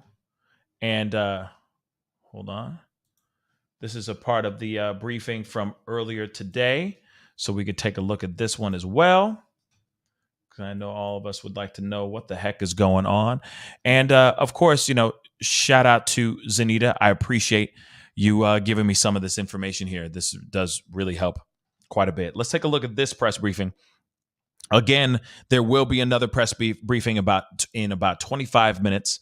After that press briefing, I most likely will be ending the show, but I am holding out till this press briefing comes out so we get a little bit more of an update. So, stick around with me. We got some more information. I'm going to be looking at some on Twitter to see if there's more information as well. We do have some videos that have leaked on Twitter of inside the mall as well, which we're going to be taking a look at here very shortly. Let's rock and roll.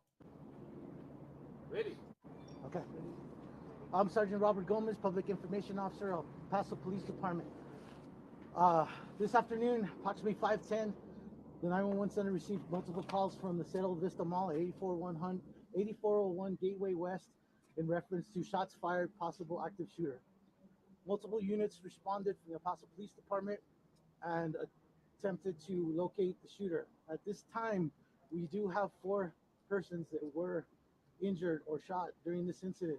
We can confirm 1 person has deceased and the other 3 have been transported to local hospitals. At this moment, we have a Paso Police Department, a Paso Police Department SWAT, and multiple units from other agencies assisting to clear the mall and secure it before it's released. We do not have any active shooters at this time. We do believe the scene is secure. We are going to verify by going through the mall and safeguarding the mall before we release it. A reunification center has been established at Burgess High School, 6400 Edgemere. We'd like the public, if anybody during this incident has not made contact with their loved ones or wants information, they need to proceed to Burgess High School, the large gym. We will get the information to you as soon as possible, but that is the best place for you to receive any information on any loved ones that you don't have contact with or have lost contact with. Right now, like I said, the units are clearing the mall. They're gathering witnesses. This is a large scene as being the mall, so it's going to take time to clear the mall entirely and secure the witnesses. Right now, we don't have any more information on the injured. Like I said earlier, we have a total 4 were shot inside the mall. We think at the approximate area of the food court, but that's not confirmed at this time right now. We don't know the exact location. 1 person is confirmed deceased and 3 are injured, transported to local hospitals. That's all I have right now. When information becomes available, we will make sure to provide it to the media so that it can be passed on to the citizens. And with that, I'll take any questions. We have 1 person in custody. We do believe there possibly could be 1 outstanding.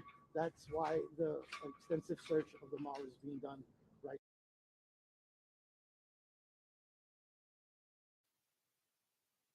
So real quick, the volume is really low. In general, I cranked it all the way up. It's blasting out of my ear. It's blasting my eardrums out, but that is as loud as I can get it. I'll see what I can do on this is all I can do. This is as loud as it gets, guys. So just crank up your volume. I'm sorry, but this is as loud as it gets. There's no microphone.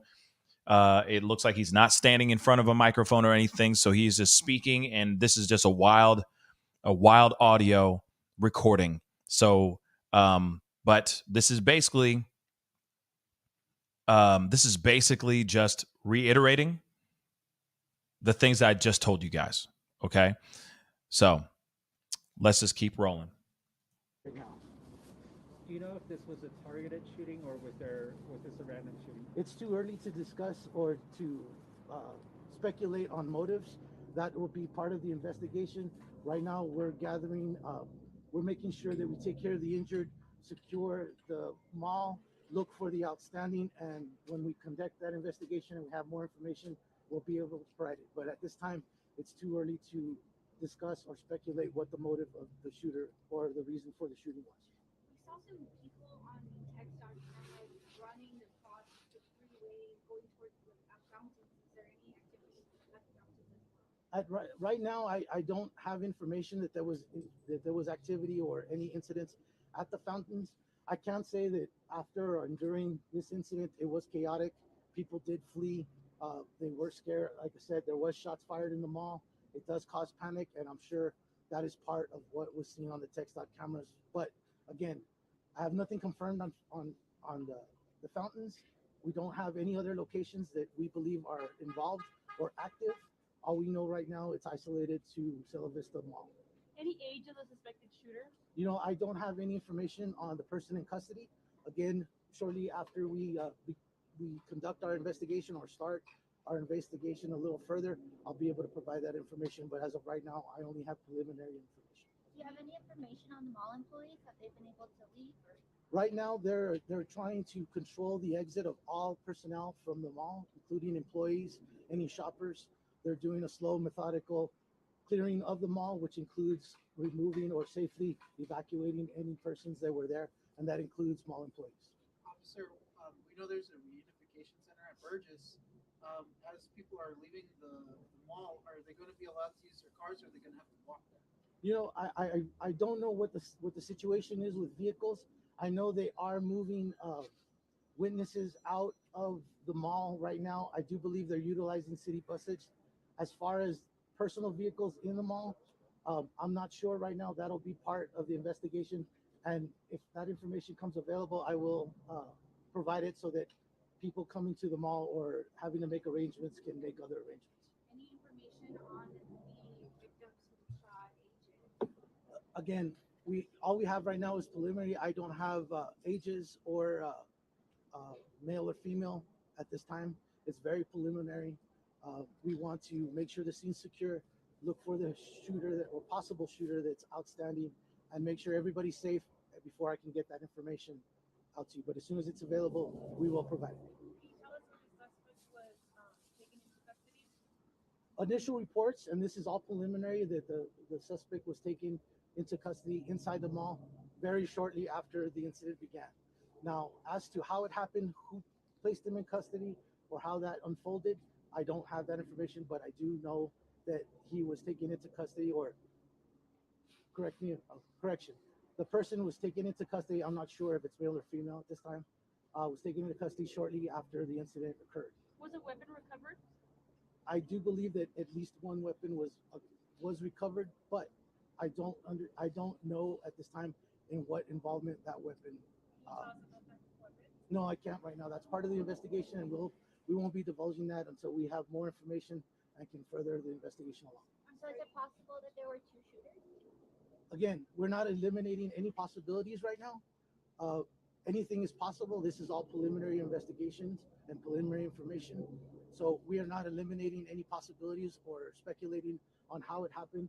We will provide that information once we've conducted a thorough investigation and that we can confirm facts before we release them. Do you know who you're looking for at this moment? There is a suspect description, but there's multiple suspect descriptions. Right now, I don't have anything that I can provide for you as far as descriptions. If that should be available later and they do believe they need the public to know, we will release it. But at this moment, I don't have any releasable information on suspect descriptions. Suspect in custody, did you say male, female? I don't know the suspect that's in custody. I misspoke when I said he. I don't know the gender of the person in custody. As soon as I find that out, we will provide it. Any other questions? Okay. Again, as information becomes available, we will provide it as it. Bear with us. This is a large scene. It will take time to clear them all and have further information. But as soon as we have more information out, we will provide it for the public to know. You can't give us any other information so that way people know, if, you know, who to look out for at this time? No. Can you provide what you just said? Yes. Are we, everybody good in English? Because we're going to transition to Spanish. Yes? Okay. So, so there you guys have it. That's what we know so far. Okay. And in about 15 minutes, there's going to be another press briefing giving us more information about what the hell happened here and what's going on. From what they understand, there is still somebody. There's still somebody out on the loose. Somebody's still out here in these streets. They have not obtained them. As far as this recording of this live conference that happened, okay? This was recorded live. We don't know if they've obtained this person or not. And of course, if once we get more information here, we'll be talking about it for sure. But this is the information that we got so far.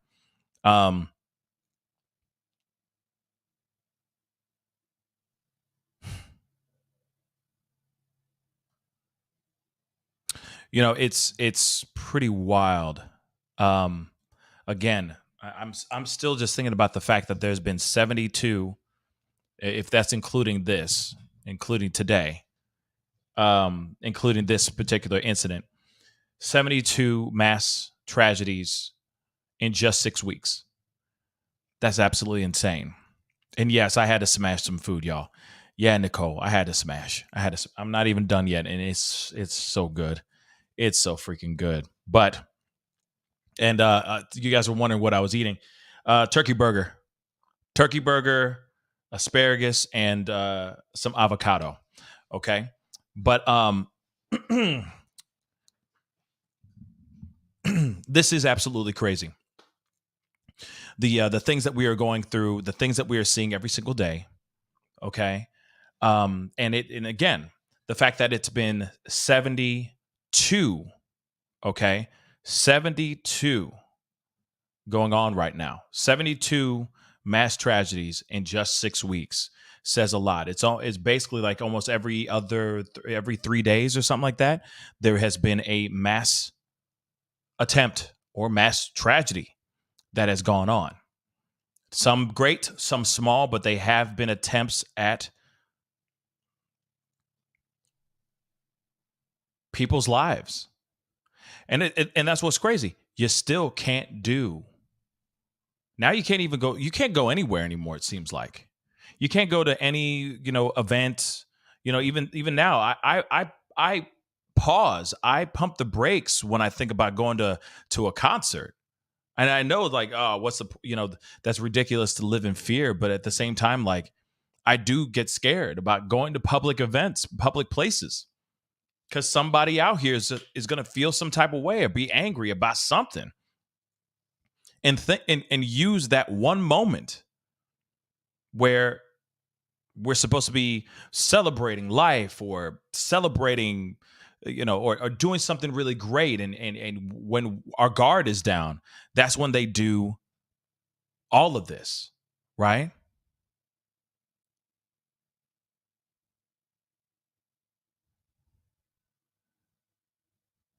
Yeah. I don't do math well. But see, 72 mass tragedies in 46 days. That's insane. Okay?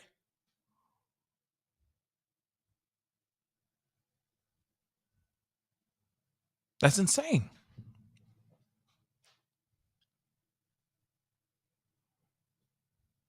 That's insane. Woo! Man, oh man. It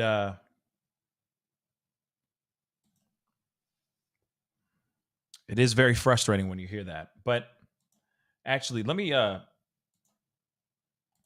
see the end of this live stream of this news conference, because they just went black for no reason. In critical condition, And the person who is at Del Sol Medical Center, we don't have a condition listed as of yet, but we do know that's where the 3 people who survived this shooting are now. And we understand that one person was taken into custody.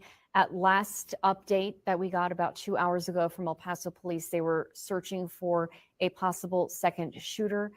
We don't have any ages on any of the people who were shot or who died or who have been arrested. We don't know a motive behind this. We are working to get all of that information. We asked El Paso Police, but they could not relay that information to us. It was early in their investigation. So we're hoping to get more concrete information for you at the top of the hour. We will break back into programming at 9 o'clock with an update from El Paso Police. But thank you for watching our Chucked up the special deuces. coverage of this breaking All right, news, the shooting at Cielo Vista Mall. So they just chucked up the deuces and said, we'll be back at 9. That's basically what they said. And then, and then it was end of show. So, so we got 10 more minutes before we see anything else going on here. All right. But I still wonder. All right. Yeah, Zanita, exactly. Almost averaging 2 mass tragedies a day. 2 of them a day. Just about. That's insane.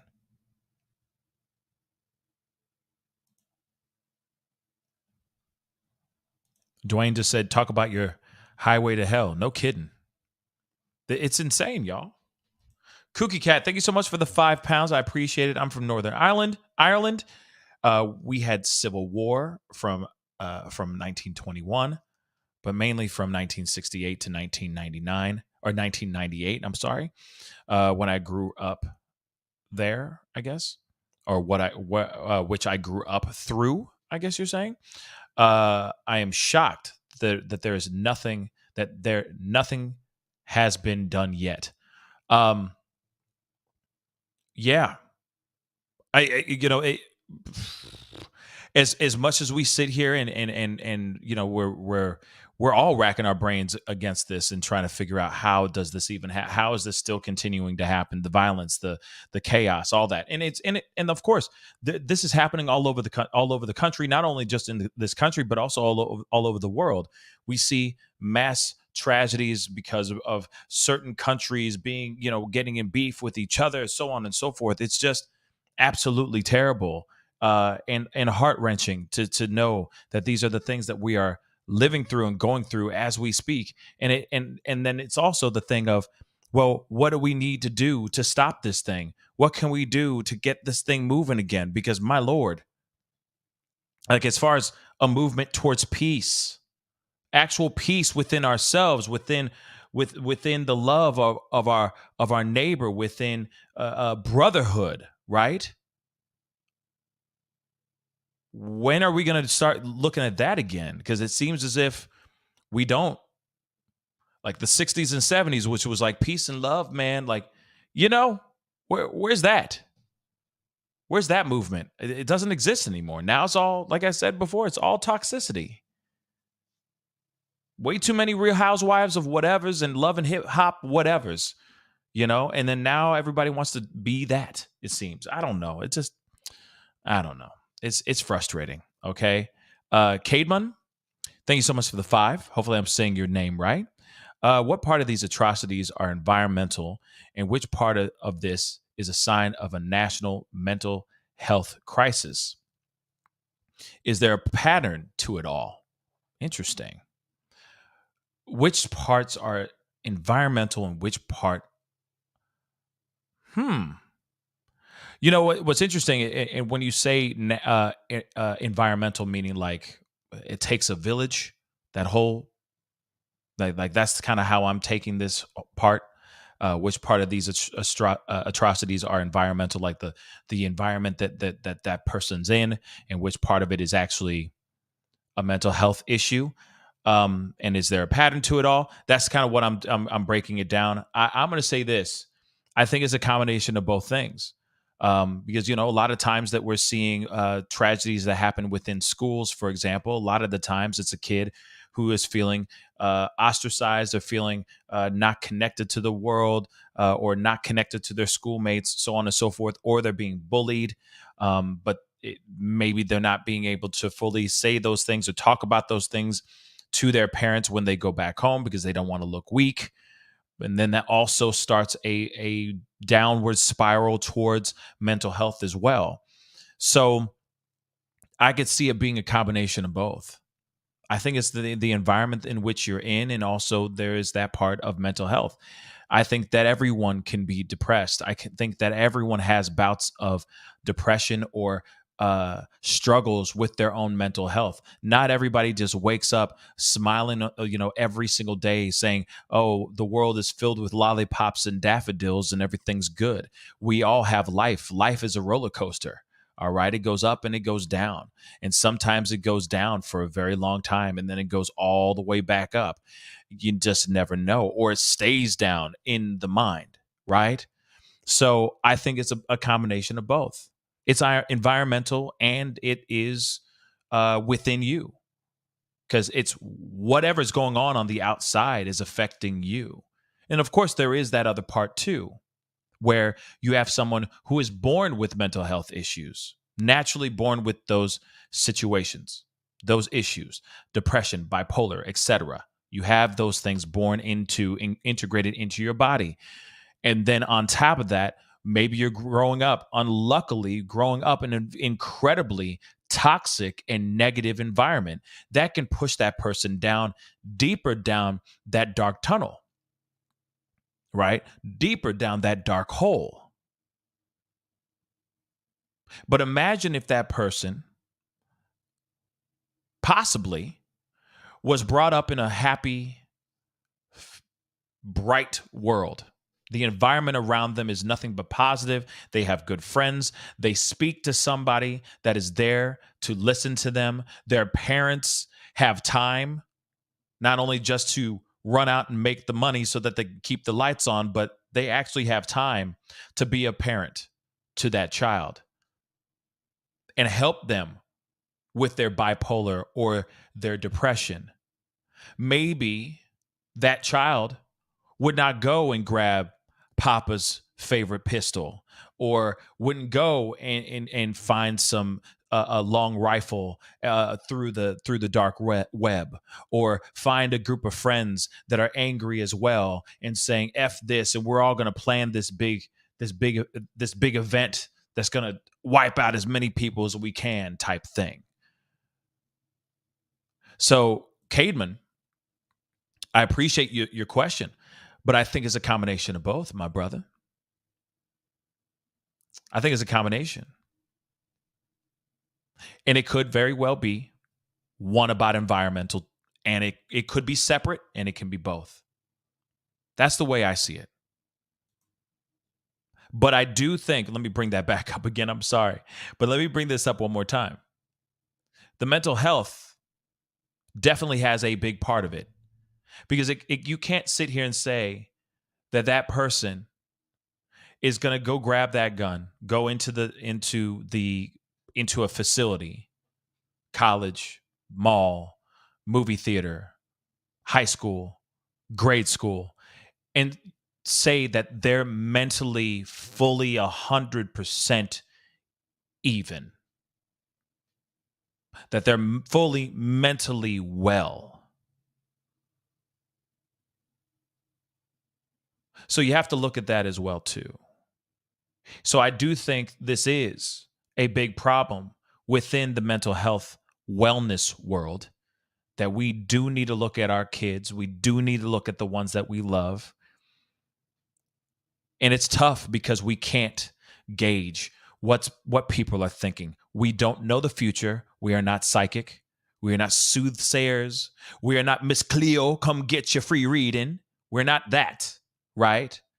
So all we can do is just be present and be willing to have those conversations with our children or the people that we love, willing to not only have conversations, but be willing to have those difficult, those tough conversations that you know they're going to be like, you don't understand me, Dad. And then they storm off, stomping on the stairs as they run up into their room and slam the door in anger, and they play their emotional music.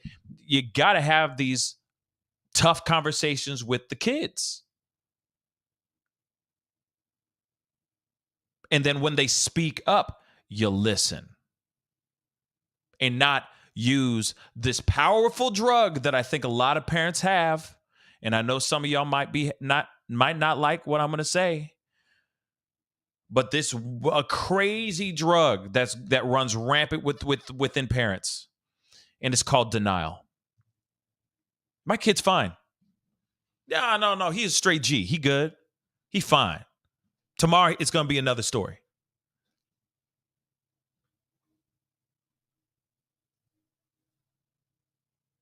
Never underestimate the power of denial, too. So I do think that it's a combination. It most definitely is. And have those conversations. Sinner, 1977, thank you so much for the 5. I appreciate it. That conference should be starting here very, very soon. So let me make sure. Okay, looks like they are going to be getting popping here very, very shortly. They got it all set up and ready to go. All right, but this is a massive mental health crisis occurring there is a massive mental health crisis occurring in the country. We have to figure this out. Absolutely. It's like I said, I think like with Cademan's super chat, it is a combination, guys. It's a combination of environment and of mental health. It's both. But then again, I will say this too. And I said it earlier, it could be separate. Because sometimes we hear people with their manifestos and stuff like that, and you're going, wait, he wanted to do what? Wait, what did that person ever do to him? He never crossed paths with him or whatever. Sometimes it's internal. Sometimes it's just in that person's mind. So it's both. Or so it is a part of that. Because those people could be the nicest people in the world, the people that are in their environment, right? In that environment. When you talk about environmental, right? It's very easy to look at it and go, oh, those kids were bullied. That's why they did this. Sometimes they weren't. Sometimes those kids or those people are just jealous of of what those people have that they don't have.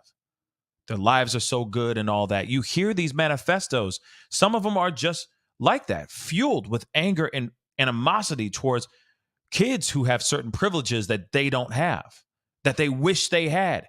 And then they target them and they try to take them out.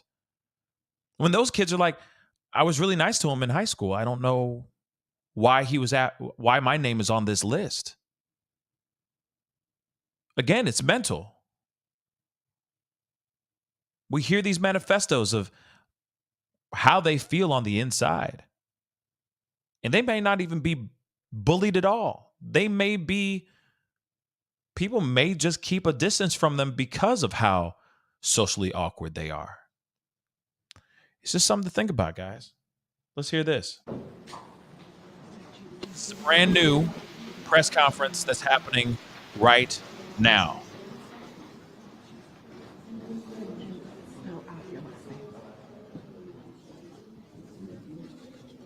Let's check it out. Hit that like button down below for me, and don't forget to hit that subscribe button. And please, if you're interested in supporting, hit that join button down below. Become a family member. It'd be greatly appreciated. Let's listen to this brand new live press conference. New updates, guys. Hopefully, they got the second person, if there is a second person. Evening. I'm Peter Pacias, Interim Chief of the El Paso Police Department. My last name is spelled P-A-C-I-L-L-A-S. Here to brief you on the Cielo Vista incident. So at approximately 5:05 p.m., calls came in to the 911 center on shots fired at Cielo Vista Mall. We had off-duty officers working at the local establishment within the mall, and were on scene at 5:08 p.m. in 3 minutes. That officer immediately took one individual into custody. Area response from the El Paso Police Department, the El Paso Sheriff's Department, Texas DPS, FBI, and U.S. Border Patrol all responded to the scene to assist with this incident. It was a dynamic scene, and it was quickly brought under control with the response by the El Paso police officers and the assisting agencies. Preliminary information right now, we have 2 in custody. There is no more danger, and I want to repeat that, there is no more danger to the public. We have 3 individuals that are in the hospital. All of them, those detained and in the hospital, are all males. So it could be currently, Cielo Vista Mall is a active scene. We are getting ready to start the preliminary investigation of the crime scene, and it is going to be locked down and secured until we finish that investigation and we process the scene. We have assistance from the El Paso Independent School District Police Department, who helped us set up a reunification center at Burgess High School, 7800 Edgemere. And those people that have been evaluated by our personnel at Cielo Vista Mall are being transported to Burgess High School by Sun Metro and dropped off there as the reunification center so families can pick up their individuals at that point. We are getting, like I said, assistance, and our local FBI office is assisting us with a website that I'll let the special agent in charge, Jeff Downing, come up and present what that website is for. And it's going to help us gather any type of information that people might have on their cell phones to help with this investigation.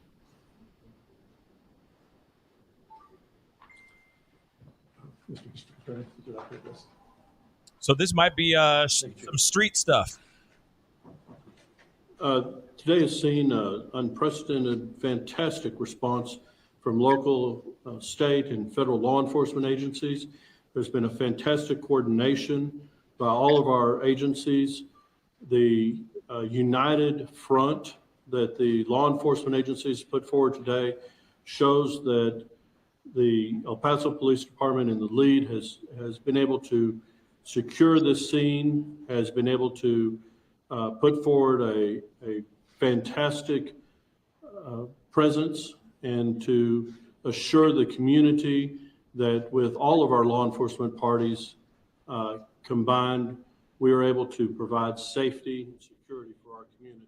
Why do they do that? Proud to be here with these. Why do they just crank that down? Thank you. Jesus. Come on. I'd like to let Mayor Oscar Leeser address the public. Why did they drop the sound like that, man? Thank you, Chief. And I think it's very important to understand and know that the lead agency in the investigation is the El Paso Police Department, but we're not doing it on ourselves. We actually have great cooperation from the people behind us and other agencies that have been part of this. So I know that the media would like to know a lot of things that are going on today and some of the things, and we will release it in a timely manner, but we want to make sure that we do not hinder or affect the investigation moving forward. So I want to thank you all for being out there, because I think it's important for our community to know that they're safe, and that the police department and all its agencies have made sure that we continue an active crime scene, but we also make sure that our community is a safe place. And that was our most important thing, to make sure our citizens were safe before we released any information. And we'll continue, and we'll have further updates as we have the information. But as of today, we're going to share the information we do have and make sure that we don't compromise the active investigation that's going on today. And again, the lead agency in this investigation will be the El Paso Police Department. Thank you. Okay. Good evening, everyone. My name is Jeff Downey. I'm the Special Agent in charge for the El Paso FBI First of all, I just want to compliment all those law enforcement agencies, particularly the El Paso Police Department, for the response this evening. A great deal of credit needs to go out to the off-duty officer that was at the mall this evening and was able to get one of these individuals in custody in a very quick amount of time. The FBI is here to assist the El Paso Police Department as they're the lead agency. As part of that assistance, we have established a tip line for all video and photo information that victims or witnesses that were at the mall may have. It's important that, as this is an ongoing investigation, that we get that information as soon as possible. So I'm going to give everybody that site for people to upload any photos or any video that they may have from in the mall. So that site is going to be www.fbi.gov/Cielo Vista Mall shooting. That's CIELOVISTAMALLSHOOTING.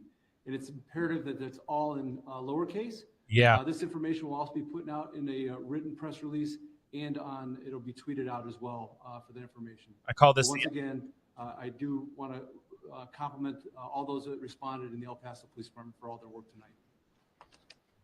This is the red tape speech. I'd like to thank the Academy for. We'll open up for any questions. Yeah, where's the fugitive? We're not going to be releasing that information. Still an active investigation. Was the off-duty officer working security at the mall? Yes, ma'am. He was working security at the mall. He was working at a store at the mall. You mentioned that the second person to be taken into custody. Where did you find them and at what time approximately did you locate them in custody? I don't have that information at this time. Did the off-duty officer fire at any of the potential suspects that were possibly shooting? No, ma'am. Can we get a statement in Spanish, please, for our people, just in case they have to know that there's no danger right now, right? Yes. In Spanish? Yes. Want to do it right now?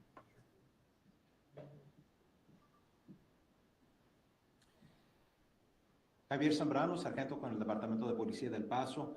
A eso de las 5:05 de esta tarde recibimos una llamada de disparos dentro del centro comercial Cielo Vista. For my international people. En 3 minutos, un oficial que estaba trabajando dentro del centro comercial reportó que había una persona ya en custodia. Él había tomado una persona ya en custodia y empezó a pedir recursos de otras unidades. Obviamente en este incidente hemos tenido asistencia de agencias locales y federales que nos han asistido. Lo importante aquí en este momento viene siendo que no hay peligro para el público. A este momento, los últimos detalles vienen siendo que tenemos 2 personas que están en custodia y tenemos 3 personas que fueron heridas, que se encuentran en hospitales locales, y tenemos una persona que falleció, que fue lesionada. A este momento, obviamente, la investigación continúa. Es bien temprano ahorita en la investigación. Importante de mencionar, el FBI creó un sitio de web para que cualquier persona que sea testigo, que tenga información, que tenga fotografías, que tenga video, puedan dar esas imágenes a los investigadores a través del sitio del FBI. Y obviamente esa información vamos a recordarles lo que viene siendo el sitio en unos momentos a través de un enviado de prensa, así como también información a través de los medios sociales, pero recordarnos, cualquier persona que tenga esa información deben de mandarla allí a eso. Además, importante mencionar, la ciudad del Paso tiene el sitio de El Paso Strong para cualquier persona que necesite algún tipo de asistencia debido a la crisis o crisis emocional que hayan tenido debido a este incidente o que estén teniendo con un familiar. Ese sitio está abierto. También es importante recordar, ahorita esto es una investigación activa, esto se va a tardar tiempo. Eso significa también que ahorita los vehículos que se encuentran dentro del centro comercial, ahí van a permanecer por gran tiempo, por varias horas, quizás cerca de 18 horas. También importante recordar que tenemos el centro de reunificación que está ubicado en Burgess High School y estamos agradeciendo a lo que viene siendo el distrito, la policía del distrito escolar de El Paso que abrió la preparatoria Burgess para tener el centro de reunificación allí. Viene siendo lo que tenemos ahorita al momento. Vamos, obviamente, cuando la información y la investigación permita dar más detalles, vamos a dar esos detalles, pero como me imagino que pueden entender, esto viene siendo una escena bastante grande debido a que es un centro comercial. Hay muchas personas que se encuentran dentro de este centro comercial que tenemos que hablar con ellos, ver si fueron testigos y ya a través de eso, obviamente, empezar más en detalle la investigación y poder confirmar más información que podemos después dar a conocer al público. So I'm gonna cut that there, but just letting him say, you know, in Spanish to my international families out here that want to hear it better, okay? But this is interesting. So they have nothing? Am I correct? Am I collecting this correctly that they don't have anything yet? Like nothing? Like nothing? So this person is still out on the lam, from what I gathered. And this right here was just them saying, you know, we've seen this before, where they show up. This is kind of what happened with the Moscow PD. They're like, okay, first off, this is the information that we have, and it's nothing. They just kind of repeat the things that they already said in previous press conferences. And the rest of it is this red tape speech, which is like, I'd like to thank everybody for such and such. It's just weird. Within 3 minutes, how long did it then take to get one of the suspects into custody? As soon as he got there. So it was immediate. Yes, ma'am. Within 3 minutes, one of the suspects was in custody? Yes, ma'am. Within 3 minutes? How many shots were fired by each suspect? No, ma'am, it's still an active investigation. Was there any kind of resistance to law enforcement? Not that I'm aware of at this time. Are either of the two people in custody, are they among the 3 people hospitalized? No, ma'am.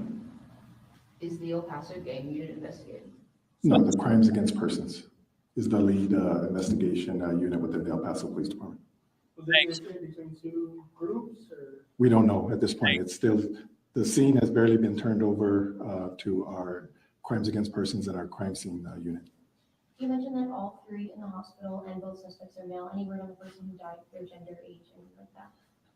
We just know it's all people involved is a male. Oh. Yes. And you can't give us an age range at all? We don't have that information at this point. Chief, is there an expected schedule of time when information will be released? As we get information, we'll coordinate through our communications sections to help keep you all aware, to help keep the public aware as far as it goes.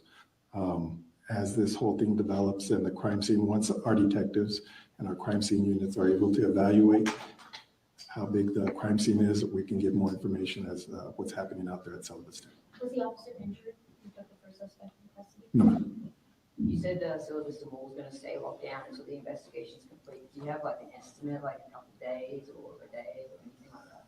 We're hoping sometime tomorrow, but that's just preliminary. We do not know because of the size of the area. For people who were at the mall during this time, witnesses, are they able to go back and get vehicles, or is that expected to stay throughout the investigation? Just what do they need to know? Yes, so the vehicles that were parked out there at the mall are all going to be part of the crime scene. And our detectives and our officers in the crime scene unit and crimes against person have to evaluate what they have to make sure that we collect all the information and evidence that we need to collect. So will they be notified in some way when they can go get their cars? How will that work? Yes, ma'am. We'll make notification on the people that we know that they're being preliminary processed and going to the reunification center, collect that information. And for all the others, we're going to rely on you all to help us get the information out. Were the weapons used in the shooting recovered? I don't have that information at this point. It's still preliminary. I couldn't tell you. Do you know the type of weapon? No, ma'am. I sure don't. Was the second arrest made as police checked the vehicles that were leaving the mall? Not that I'm aware of. For those that are from El Paso and that were here in 2019 and had to go through August 3rd, what do you want to say to them tonight that are, visibly shaken up and struggling with what has happened, especially considering the proximity of where this took place? So we've been in communication with Emergence Health Network, and they're going to be putting out information for any type of crisis counseling or anything that any of the public might need as far as that goes. So Emergence Healthcare is going to be putting some information out for that. But I want to emphasize again that there is no more danger to the public. One more question. Mayor, I don't know if you would like to make a statement as well, just similar to what Rachel asked, just, you know, a lot of people on social media reminded of this trauma that happened in 2019. Just something to let the people of El Paso, you know how to get through this time that are just getting triggered by what they saw today. You know, and that's a great question, and that's some things we learned from 2019, and I know we had some training through with the FBI and a lot of the agencies together to make sure that we had a lead agency, and that became the El Paso Police Department, and also to make sure that our community was safe, and to make sure that we relayed that to the community. So, no, that was our first concern. When the call goes out, you know, that's our first concern, not only to the community, but also law enforcement. And, you know, we don't know what we're dealing with at that point, but we're going to be prepared for whatever's out there. And we prepared day in and day out for today. And I can tell you that the El Paso Police Department and our partners did an incredible job making sure, securing the scene, securing and making sure that our community was safe. And that's some things that we'll continue to learn day in and day out, and can continue to train on a daily basis. So our community is a safe community, and it's a safe community because of the partnership that we have with all the law enforcement agencies within our community and outside our community, really, that came in together and were there within minutes of the shooting. And like you said, we didn't know what to expect, but we were prepared to do our job, and we did our job. And I'm thankful for all of law enforcement agencies with the lead of El Paso Police Department. They did an incredible job to secure the scene, but make sure that our community was safe. What's going through my head right now is, if it weren't for that off-duty officer to be there in 3 minutes and just be on the scene, this could have been drastically worse. I mean, what do you want to say to that person, as well as just everyone that was involved, about how obviously this is still a tragic incident that's taken place, but I guess to the community, it's somewhat thankful that it didn't turn out to be as bad as it was. Well, the response and the people in the police department and all the agencies surrounding the area were there within minutes also. You know, the off-duty police officer that was there, you know, did the job, and the job that he's trained to do day in and day out. But also the surrounding areas and the units that responded were there within minutes, was prepared to do their job also. Thank you. That's it. Thank you. Thank you. Alcalde, ¿sí está más bien español?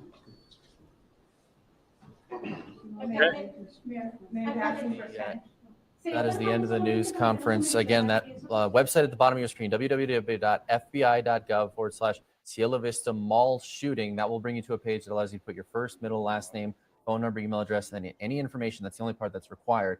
And then you can also upload any digital files, video, or pictures of the scene. They are asking for that for this investigation. And we will continue to follow this story, of course, in our 10 o'clock newscast coming up in about 35 minutes. Oh boy. So there you have it, guys. So 2 have been gotten. All right. 2 assailants have been brought into custody, which is, you know, at the end of the day, at least there aren't any more unalivings or any more lost lives. So that's good. On the good side of things, there is no more threat from what they're saying. There is nothing to be worried about at that mall for right now. But at the end of the day, there are still 3 people that are still fighting for their lives right now. Apparently, 2 of them are still in critical condition. Miss Kim, thank you so much for becoming a member. Welcome to the membership. Thank you so much for becoming a new family member. I really do appreciate it. Thank you so very much. But yeah, guys, I mean, this is absolutely crazy. Obviously, we now know that 1 was on the run, but they caught him. Thank God for that. All right. Thank goodness for that. That is some really, really great news. But of course, you know, as things develop, there will be more information, I'm sure, following tomorrow morning, which we will talk about if it's something that isn't something that we've already covered tonight. Okay. So if there's any breaking news around this story, we will talk about it. But again, this still, to me, is a constant vicious reminder of how serious it is out here in these streets. And I'm not here trying to fearmonger. I'm not here trying to do anything of that sort. I'm just talking about the reality of things. And the reality of it is that we can't even go to a mall or a movie or celebrate a new year without us having to duck or go and duck for cover and be scared out of our minds. Okay. It is frustrating. Okay. It's very frustrating because we don't need that. Okay. We don't. But it is very real. Again, there has been 72 mass tragedies in 6 weeks. That's an average of, thanks to the people that did the math for me, about 2 mass tragedies a day, in average. Think about that for a second. Over 100 people have lost their lives. Close to 300 people have been injured just in the 6 weeks of this new year. We really need to start thinking about how we approach things, how we conduct ourselves out here in the public, in these streets. And this is not only just in America, this is also outside in Europe and all corners of the world. We need to find ways of treating each other better. And we also need to get rid of this toxicity, this toxic environment obsession. And don't get me wrong, I get it. It's salacious to look at somebody throw a drink in somebody's face and talk out the side of their neck and start altercations and blah, blah, blah. The stuff that we see on social media and TV all day long. I get it. But is that who we are as human beings? I beg to differ.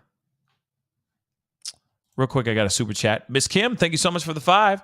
I came in late. I opened YouTube and saw you live. Can you do a brief update, please? I can't believe this. Okay, so there very, very quickly, okay? And I appreciate the super chat. Very, very quickly, there was a mass tragedy at the Cielo Vista Mall in East El Paso, Texas, where there were 2 assailants, all right? Both of them have been detained now, but there are 3 people that are in the hospital right now, but 1 person has lost their life. All right. 1 fatality, 3 injured. 2 of them are fighting for their lives. They're in critical condition in the hospital right now as we speak. From what we understand right now, it looks like they are all men. They are all guys. They're all male. All the victims are male, including the 2 assailants. That is the information that I gathered from this police briefing that we just had. They didn't really say much after that. They just said the mall is safe and all this. Now, my question I have is, could this be gang related? Could this be a street beef type situation? Street justice, whatever it is. We don't know. But it still goes to show to us that we need to start learning how to adult out here, because we ain't adulting like we should be adulting. And the kids are still acting like children out here and not thinking about the value of human life. We are seeing that. That's clear as day that we're seeing that. And we need to do that. We need to start making sure or making people realize that if you take this person's life on this planet, that's it. They're not coming back. And the repercussions that you will be suffering are that much great. And you're going to have to live through it. This person now is gone. You have to suffer through that. Being behind bars and all that. Not dropping the soap and all that. Looking over your shoulder so you don't have things going after you, people going after you and stuff. Real talk. Hold on, guys. There we go. Real talk. It's a real thing. But we do not have any respect for the human life, it seems like. And there's got to be a better way for this. And this could very well be, like we talked about this before, this could be a mental health issue. Or this is somebody who doesn't give a damn. Two kids who just don't give a damn about the livelihood of the people that they were talking to and the people that were around them. Think about this. Think about this. You got people, my God, to me, this is insane. You pull out a pistol or a weapon in the middle of a very busy mall. It shows that you don't give a damn about anybody.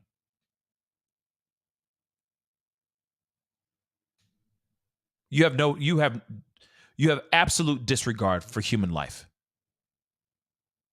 And that, I don't know if that's a mental issue. That's just kids being stupid as hell and being absolutely reckless.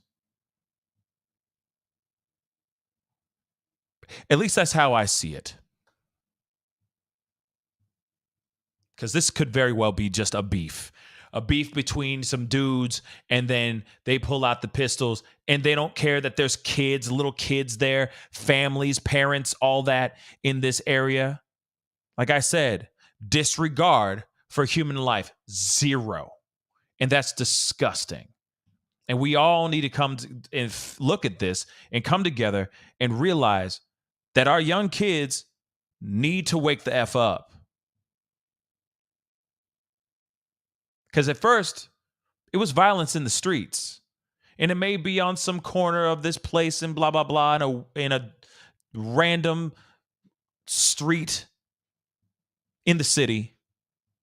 Now it's in one of the most busiest places you can have.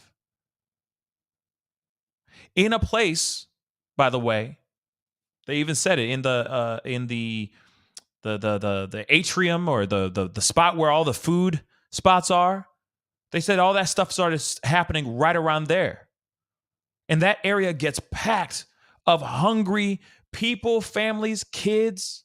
These people, whoever did this, gave zero damns about the safety of those people when they decided to pull out their gun and open fire on whoever they were angry at. It's sad, guys. It is very, very sad. All right. But that is the show, guys. I appreciate all y'all for being here. Real talk. We need to start, man. That we need to be more, it's self-love. And I feel like once we start loving ourselves, we start to realize that other people are important and just as valuable as ourselves. Maybe that's what it is. Maybe we got to start within ourselves first. Okay. And sorry, my camera went out again, but maybe it's something within ourselves first. And then because you can't love someone until you love yourself. You can't make someone else happy until you're happy yourself. So maybe that's the thing. We can't value human life unless we value our human life. Maybe that's what we need to do. Something needs to change. Okay. And it's beyond just gun control. Okay. That is another piece. But there's something within us that we need to start figuring out. And we need to do that soon because this is getting gnarly. Anyway, guys, I appreciate all y'all. Thank you so much for being here. Don't forget to hit that like button down below. Crush it. Make it scream out your name. That would really, really mean a lot. And of course, if you haven't done that yet and you appreciate the conversation and the discussion and the show, please hit that subscribe button. All right. You know your boy's working hard out here in these streets to give you the conversation and the topics that you need for the day or night whenever you're watching this show here. Anyway, it's time to get going. Be good to yourselves. Be good to one another. And I will see you guys tomorrow on another story. This is The Pascal Show. Bye.